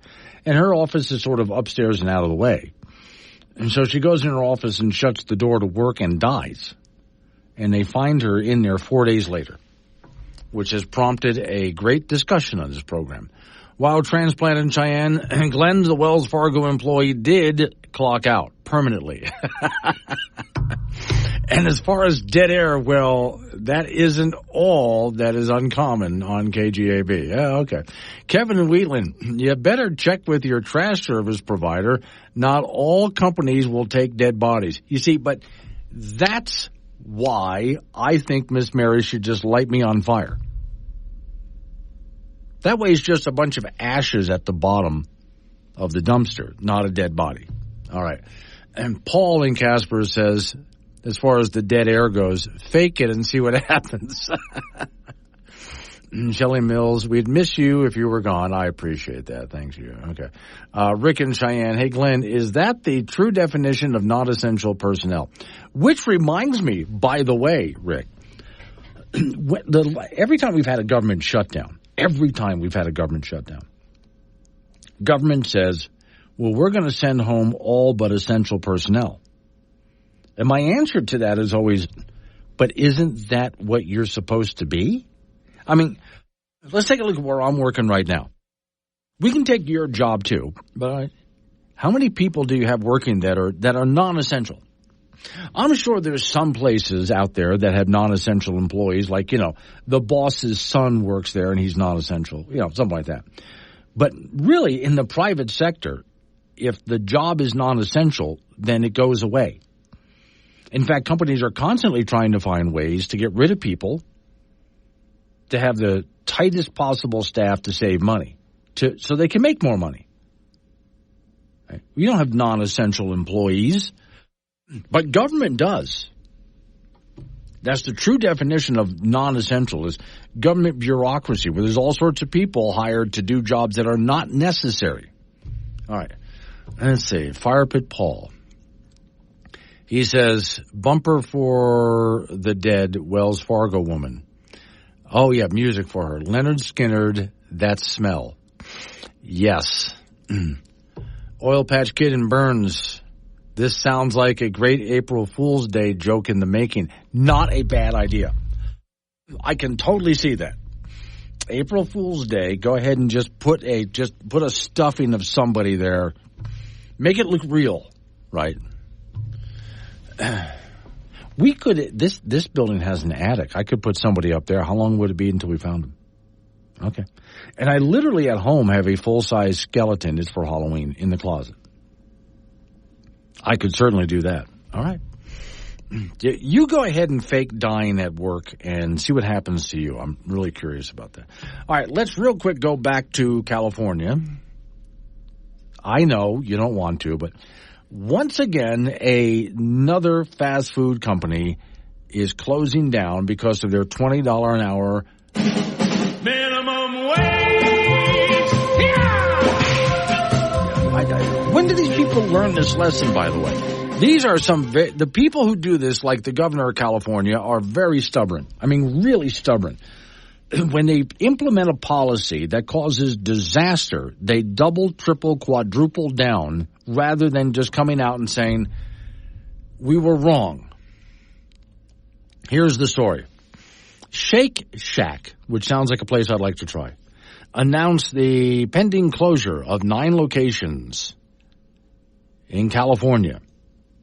These shacks are not projected to provide acceptable returns, said the CEO in a filing. While Shake Shack did not respond to requests for comments regarding the impact of California's $20 an hour fast food minimum wage that took effect earlier this year. High commercial rents also, with other labor costs and government intervention in there, also closed down Rubio's and Blaze Pizza and other such fast food joints. And in some cases, it closed down companies completely. In other cases, it just closed them down partially or even just laid off a lot of people to try to keep up with the $20 an hour minimum wage. Quote, these closings are expected to optimize the company's footprint in states that maximize profitable growth. So in other words, what they're saying, what the company is saying, is the stores that are costing them money, they're going to close down. This is much like, let's say you, the example I'm about to give you happened to me literally. If you had a rose bush in your backyard and it looked like it was struggling, go out there and trim off the stuff that's dead, dying, and struggling, and watch how that rose bush comes roaring back. That's what the company's doing. California Governor Gavin Newsom, the story says, his office said fast food hiring is up, claiming 11,000 fast food jobs have been added since the new minimum wage went into effect April. It has to be April 1st, right? I doubt that, and I would like to see the numbers for that. I really would. I honestly, seriously doubt that. Oh, fast food hiring is up with $20 an hour minimum wage? I don't think it is. But okay. Well, Gavin Newsom has lied about stuff like that. I know. Gavin Newsom lie? Are you kidding me? He has. So I'll go and check the numbers. Let's see some of the other notes. Greg and Casper. Can you talk about the company who is in the finals to receive money from Advanced Casper, but they left out they are shut down by DEQ? I'm not as familiar with the story. I will have to go look it up in order to comment on that. So I don't know enough about it to say anything, but I'll look into that. Rick and Cheyenne, one more time. Glenn, if you read the news, you could actually say Wells Fargo been killing it lately. But as far as customer service and employee dedication, yeah. Let's see. Oh, Big Red in Hawk Springs. I'd like to know more about this Colorado apartment takeover. I did talk about that I think in the first hour of the program. But here's all I really know about, and we're waiting for more. I'm waiting for more information from Colorado. What has happened is there's some gangs from Venezuela that are in places like Colorado. And in this case, and I think it's Aurora, Colorado, if there are gangs that have Venezuela opened up its prisons. As long as people were escaping to America, they opened up their prisons and just let people go where they wanted. And they came to America. Now, if you have gangs entering illegally over the border, they're going to do what they know to do for a living. They're going to be gangs. And rather well armed, too, not just pistols. There's video of them going into apartment buildings. And according to the people who have left the apartment buildings, now these are not high-end apartment buildings. This is more like low-end, low-rent apartment buildings. But still, from what I understand of a story I watched last night, apartment managers have been shoved out. Apartments have been broken into, whether people were in there or not, by armed thugs. And the governor is pretty much in denial of everything that's happening. This is what happens when you want to be a sanctuary city. This is exactly everything that they were warned about, but they're doing it anyway. Now, that's all of the information I have at this time. There is video of these thugs breaking into apartments and so on. And again, well armed doing it. What happens next? I'm going to be really interested to see, because this is exactly everything that we warn states like Colorado about. You want to be a sanctuary state.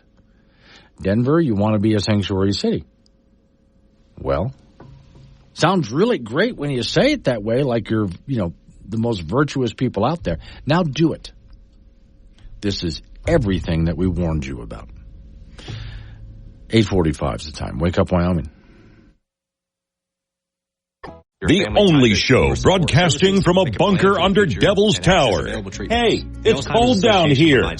Wake Up Wyoming with Glenn Woods, 6 a.m. weekdays on AM 1030 and FM 95.1. Changes? It could be Alzheimer's. Talk about seeing a doctor together. Visit alz.org/time to talk. A message from the Alzheimer's Association and the Ad Council.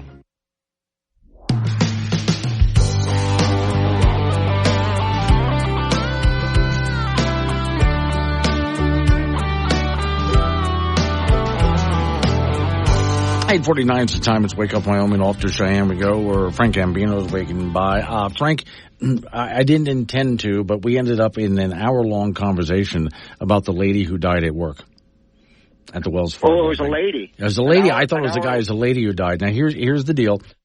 So it's a building location where, quite a few of the people do work from home, so the building isn't as staffed as it used to be. But people still work there.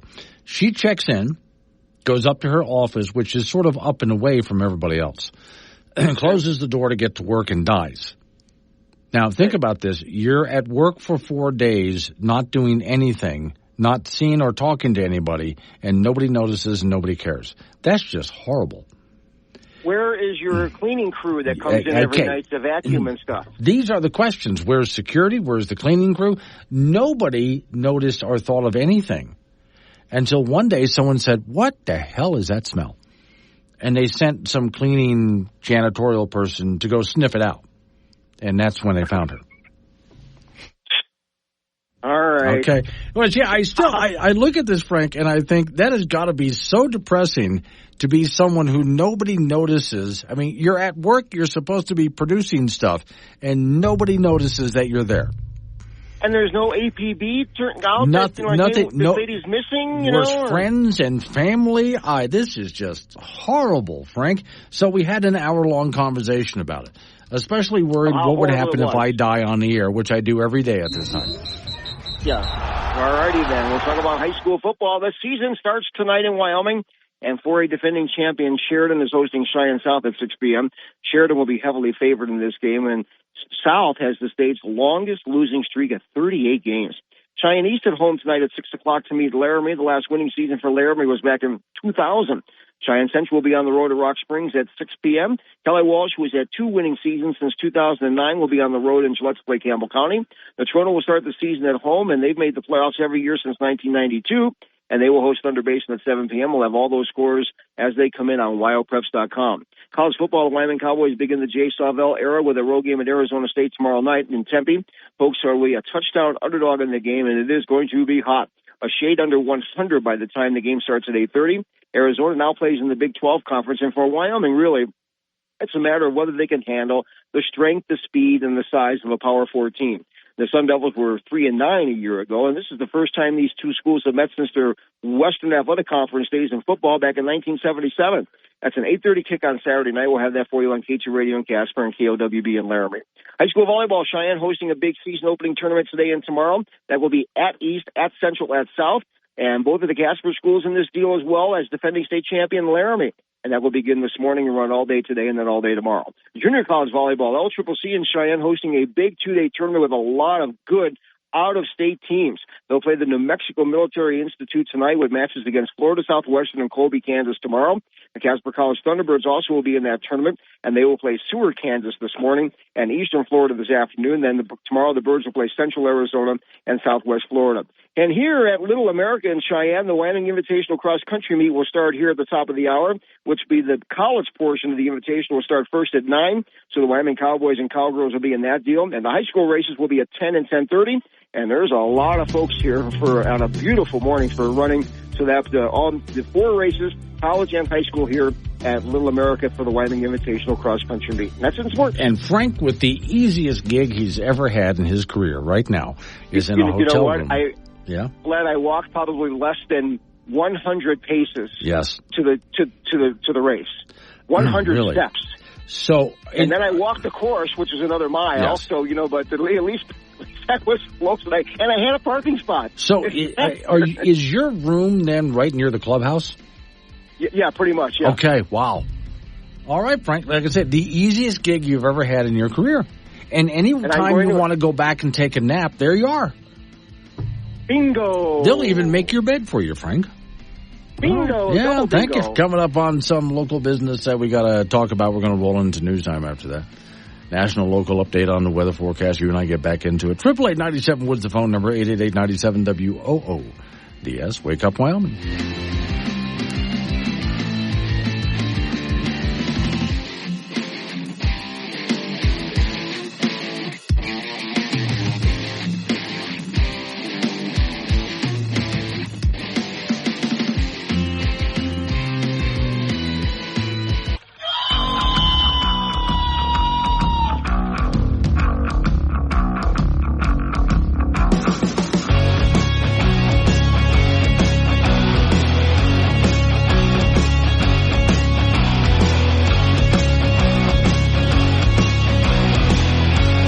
The time. It's Wake Up Wyoming. My name is Glenn Woods. Thanks for joining me. Okay, Blue Eyes and Douglas and I just accidentally solved a problem, and I'm sorry, Colorado, you're going to have to move. Today's show is sponsored by Squid-Flavored Donuts, bringing the flavor of the ocean to your breakfast pastry. Now, would you like the squid flavor as an icing on top or some kind of a filling? I leave that up to you.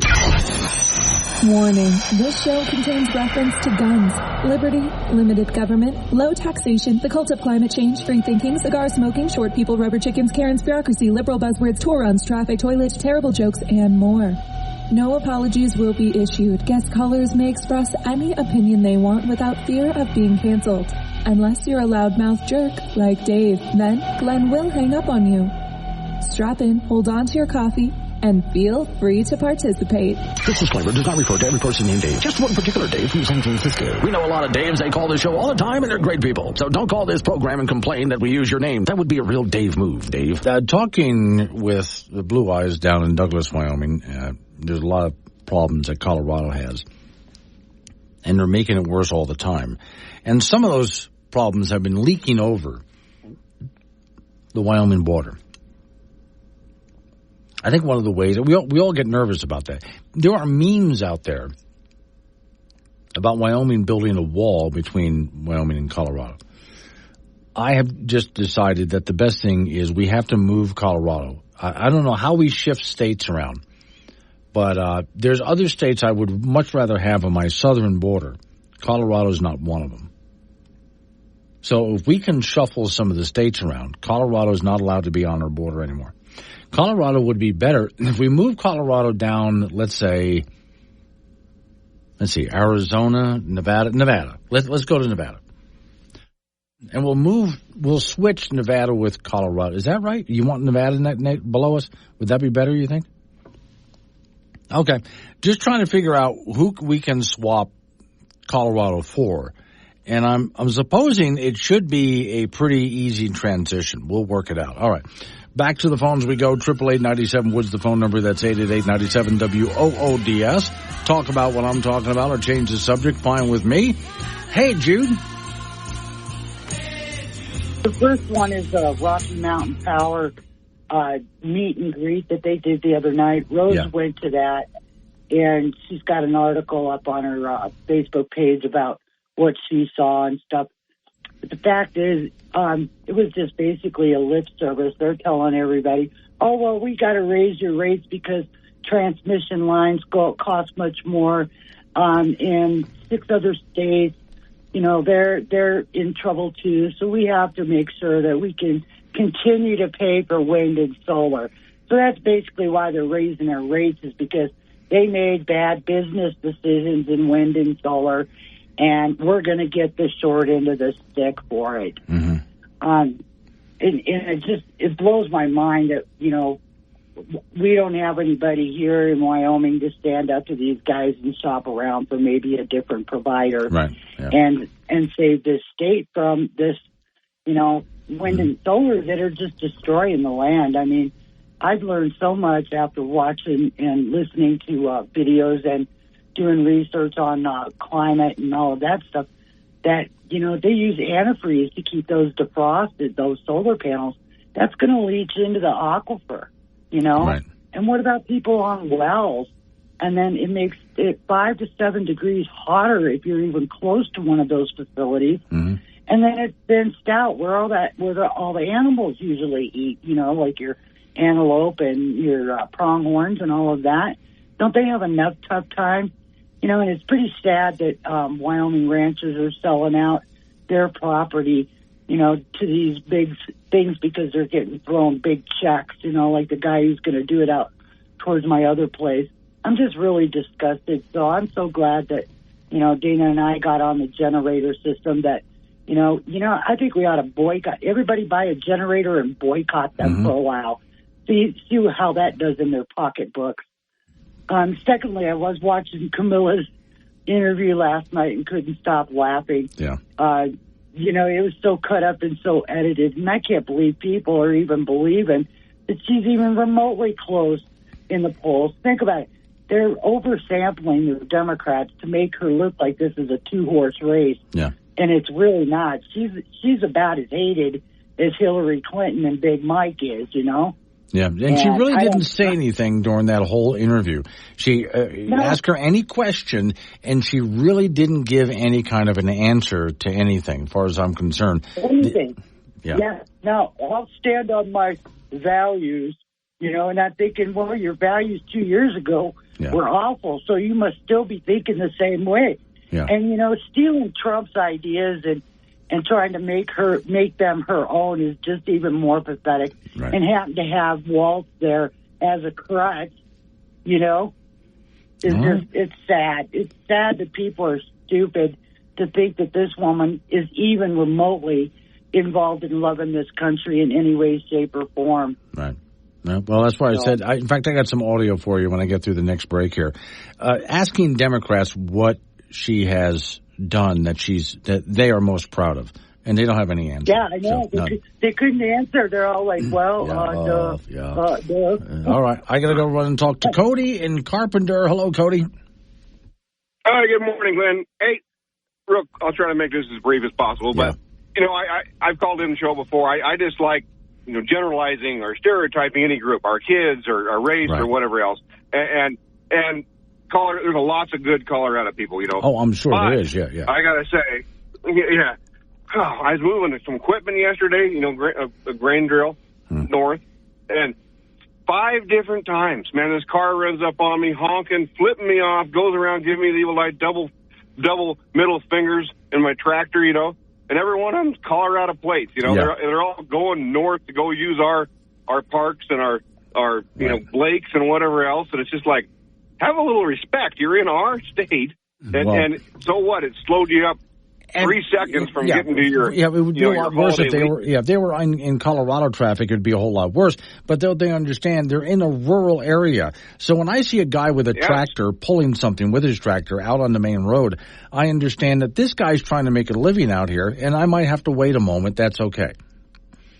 Yeah, you know, and I try not to block traffic, but sometimes you just can't get out of the way quick enough. They got to slow down. But anyway, with that, I actually talked to Scott Smith yesterday, you know, the representative there from Goshen County. Yeah. But I propose the idea of having a resident area at our general parks. You know, if you go hunting, they have resident hunting license, so they reserve a certain amount of the hunting licenses for residents. Why can't we have a resident area at Glendo or Guernsey? I mean, you know, we can't even hardly use our own state parks because you go up there, they're plumb full of green plates. Okay. You know, so he thought that was a good idea. I wanted to throw that idea out there. That's not a bad idea. I do enjoy that they come up here and spend all that money. I'm all in favor of that. But you're right. I wouldn't mind having a designated area. But of course, you know, their area is going to smell like pot and hippies. I just point that out. But let them have their own area, and we'll have ours. That's just fine. All right. Thank you, Cody. Have a great weekend. Speaking of that, here's Ed in Colorado. Hello, Ed. Hi. Yes, sir.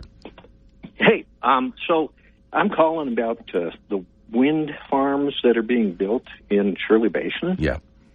I drive through Shirley Basin on a routine basis, and one of the most recent occurrence that's happening there is Rock River and Medicine Bow, which are both small towns, are boom towns now. They're exploding with trailers parked there for the workers who are working on the wind farm, which I don't have a problem with.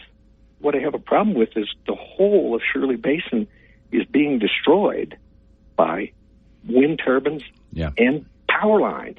They're building a new power line through there every week. And I just, one of the big problems I have is that most of that, and this is just a suspicion of mine, most of that is occurring as a result of out-of-state utilities promising to go green. Yeah. That's exactly what that is. In fact, an article was written just recently by Wyoming Public Media, which I got on the air and thoroughly debunked, saying that, well, Wyoming, you know, most of people in Wyoming are not in favor of wind and solar, and yet, gosh, we certainly are willing to take the money. And the answer to that is, no, we're not taking the money. Most of the companies that are building in Wyoming are out-of-state companies that were able to go in and build primarily on federal land. Some of it's private land where they've offered people a whole bunch of money. But we're not getting the power and we're not getting the money in Wyoming. They're just using our land to take over vast quantities of land, which not only is bad for the environment in general. These things are not green. But also we have migrating animals. They kill our birds. The list goes on and on. And it's mostly out-of-state companies that are getting large subsidies from the federal government to do this. And the Biden administration has just now announced they're going to speed up the process to make that happen faster. Yeah, and they're going to run out of money, too, because you take a look at what our national debt is. They can't keep this up much longer. Yeah, well, I think it's a shame because Shirley Basin is a wonderful area. It's a wilderness. There's not a tree in sight. Yeah. But it's sagebrush and hills and all kinds of other stuff. It is. Now you can't see the hills for the wind turbine. All right. Thank you, Ed. I appreciate it. Where you're in Colorado, right? I live in Loveland, but I have a place at Alcova. I grew up in Casper. Okay. And I drive through those areas twice a week. Yeah. And it's exponentially expanding. Yeah, it really is. All right. Thank you, Ed. I appreciate it. Yeah, the first time I drove through Shirley Basin, there was only a few turbines there, just a few. And I thought it was a stunningly beautiful area. Now, though, it's really it's like a bunch of skyscrapers going up there. It's really getting crowded. I got a whole bunch of, you can call in, by the way, like these people did, 888-97-WOODS, 888-97-WOODS. And I have a whole bunch of text messages I'm going to answer in the next segment as well. It's Wake Up Wyoming. Want to talk to Glenn? Call 888-97-WOODS or chat him on the Wake Up Wyoming mobile app. This is AM 1030, K2 Radio.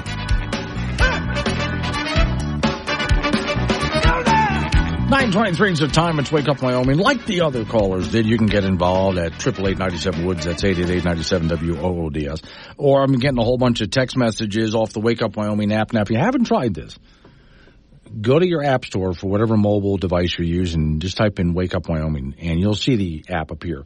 Download it. It's free. A lot of options on there, including you'll see the chat option. When I'm on the air, and only when I'm on the air, touch that.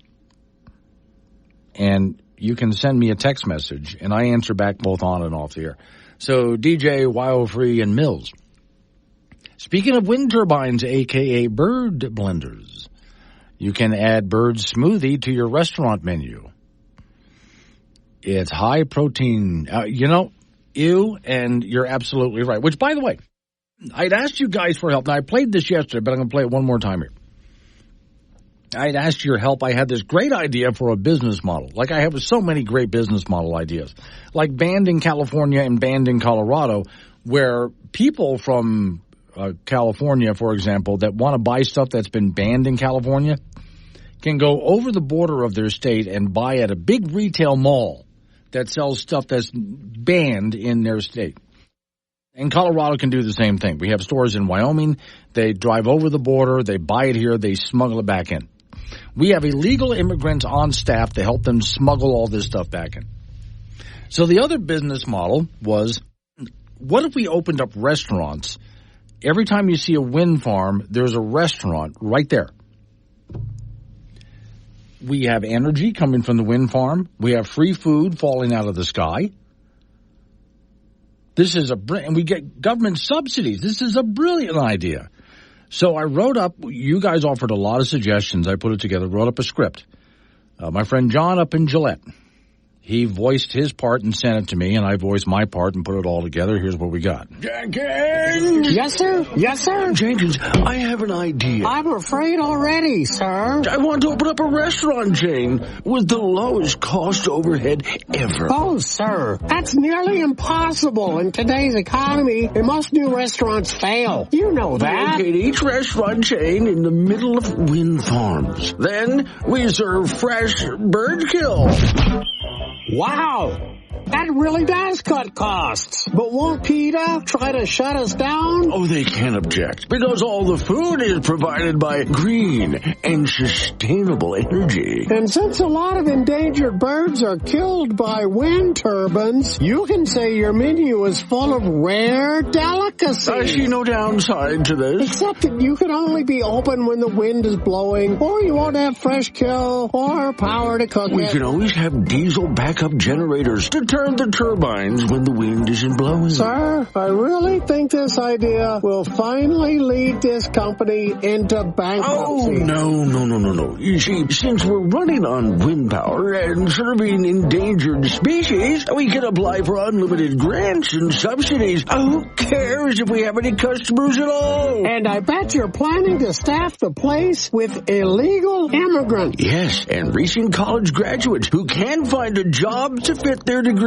Now, how much do you think we'll get from the feds? Sir, we're going to be rich. What do you mean, we? So, thanks for your help in putting that together. Now, for your entertainment, besides playing that, let's go ask some supporters of Kamala Harris what her greatest accomplishments are, in their opinion. What is Harris's biggest accomplishment to date as vice president?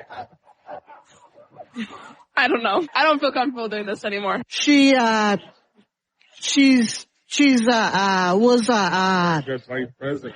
a very good vice president. That's an interesting question. Getting to vice president. I have to do more research on her, honestly. I'm just glad to see a woman of color in charge for once. That's it. I haven't followed her political career that closely. This is a good one. I don't know. Yeah. I don't want to do that. They have no idea, and some of them are actually bothered and offended by the question. What exactly has she accomplished? Can you name something? No, they can't.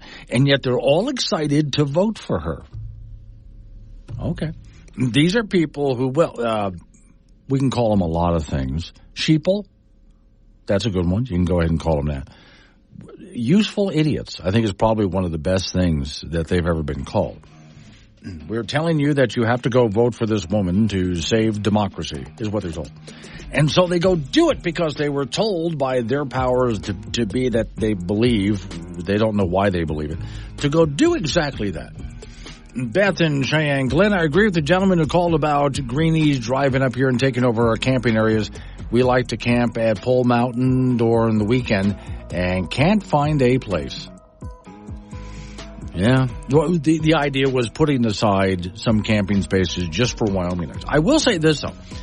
People from out of state pay more for those campsites than Wyomingites do. If you have a Wyoming plate, you get a discount. At least we have that. But get your spot early, right? Coming up on 9:30, local news, weather forecast, more open phones. Wake Up Wyoming.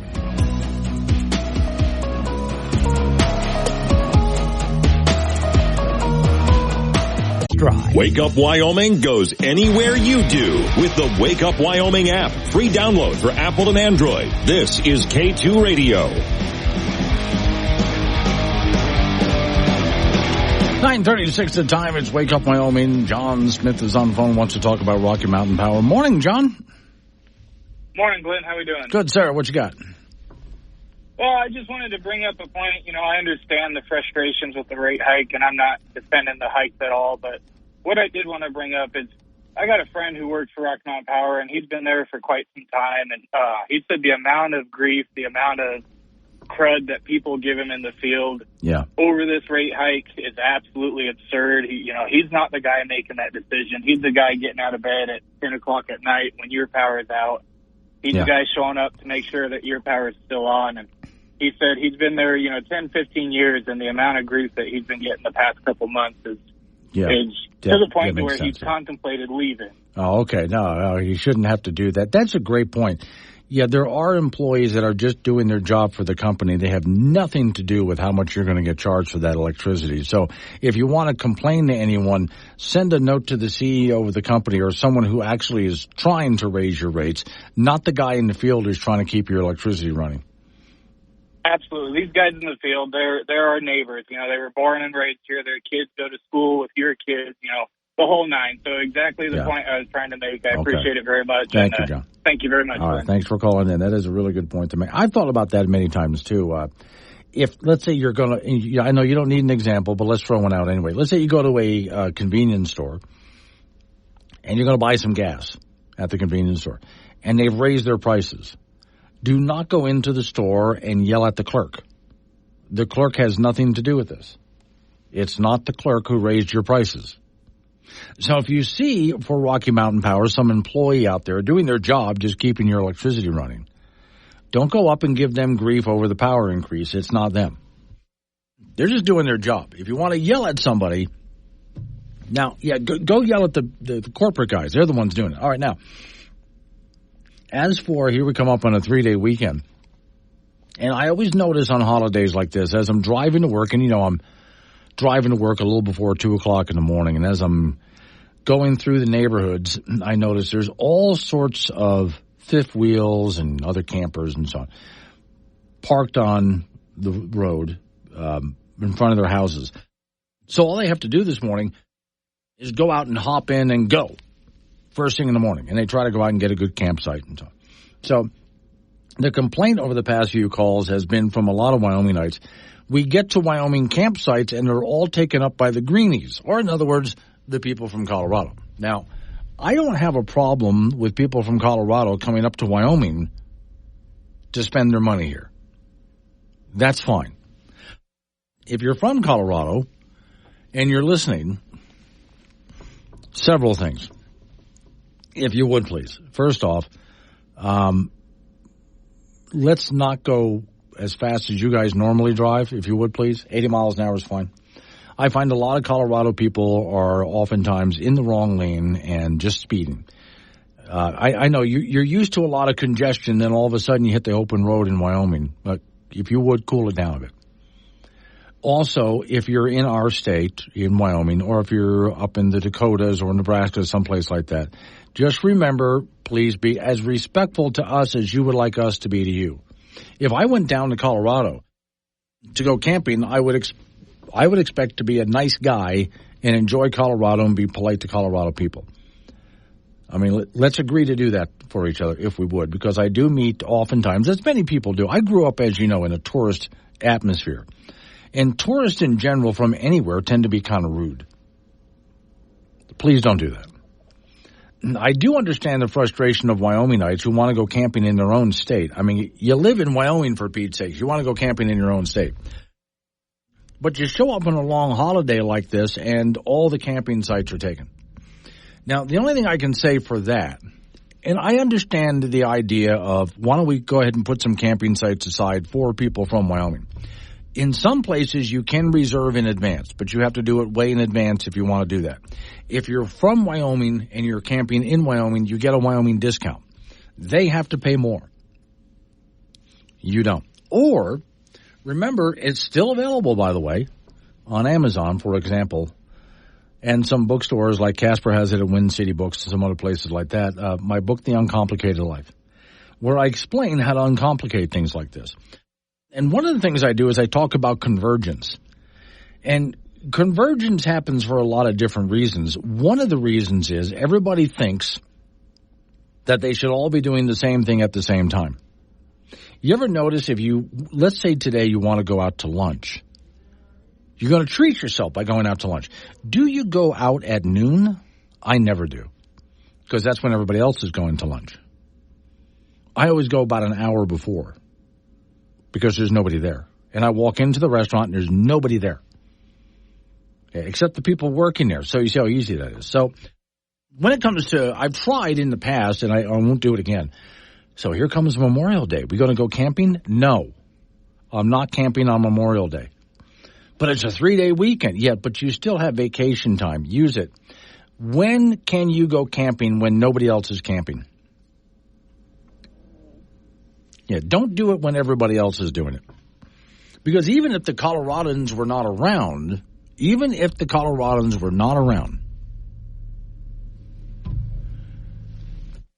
the campsites are going to be full. Because everybody looks at this 3-day weekend and wants that likes to go camping and will go camping. So they're going to fill the places up. So whenever I go camping, I look for those places that I know this is a time when not many people are going to be out there. That's when I'll go ahead and plan my trip. And then when I get there with my friends, there's hardly anybody out there. It's a much better way to do it. I-80 John and Grand Canyon, Glenn, let me see, no out-of-state park reservation until 14 days prior. Give Wyomingites first crack. That's not a bad idea. So you can only rent a camping space, he's saying, 14 days prior. So allow Wyomingites to do it 20 days prior. Okay. But mainly I would say it's Memorial Day. You don't have to go. I know everybody wants to go camping then. Pick another time. Because, again, even if we took Colorado out of the mix, those camping sites are going to be filled with other people. Because everybody goes camping on Memorial Day that likes to go camping. 9:43, wake. Got something to say to Glenn? Use the chat on the Wake Up Wyoming mobile app and get your opinions straight to the studio with K2 Radio. 9:48 the time. It's Wake Up Wyoming. Off we go to talk to Frank Gambino, who's in Cheyenne, Wyoming. Okay, Frank, pop quiz time. And we'll be quick about this, okay? Okay. Okay, now, I just wonder, have you ever broken a bone? I broke my wrist in the 8th grade. Okay, skipped school? All the time. Okay, fired a gun? Yes. Been skydiving? No. Ridden in a limousine? No. Did you have braces as a kid? No. Had a massage? Professional? Maybe. Yeah, maybe. Gotten a tattoo? No. Oh, not professional. Okay. No. Gotten a tattoo? No. Okay. Swam in the ocean? No. I've been in the ocean, but I can't swim. Oh, okay. All right. I would say, I bet I know this next one. You've never dyed your hair? Nope. Okay. Nope. Watched any of the Star Wars movies? I've watched maybe half of them. Okay. Rode a horse? Once, yes. I know the answer to this next one. Got a ticket for anything from a cop. Well, how obviously. Many? Yeah. Plenty. Okay, if you can't swim, then you haven't been scuba diving.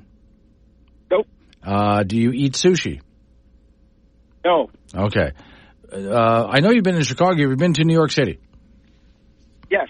Oh, okay. No, I know you haven't ran in a marathon, so forget that. Let me see. No. Been on a train as a passenger? Yes. Been in an ambulance as a passenger? Yes and no. I was an escort once. Oh, okay. And I know you haven't gone ziplining. No. Ever needed stitches for anything? No. Been camping? Yes.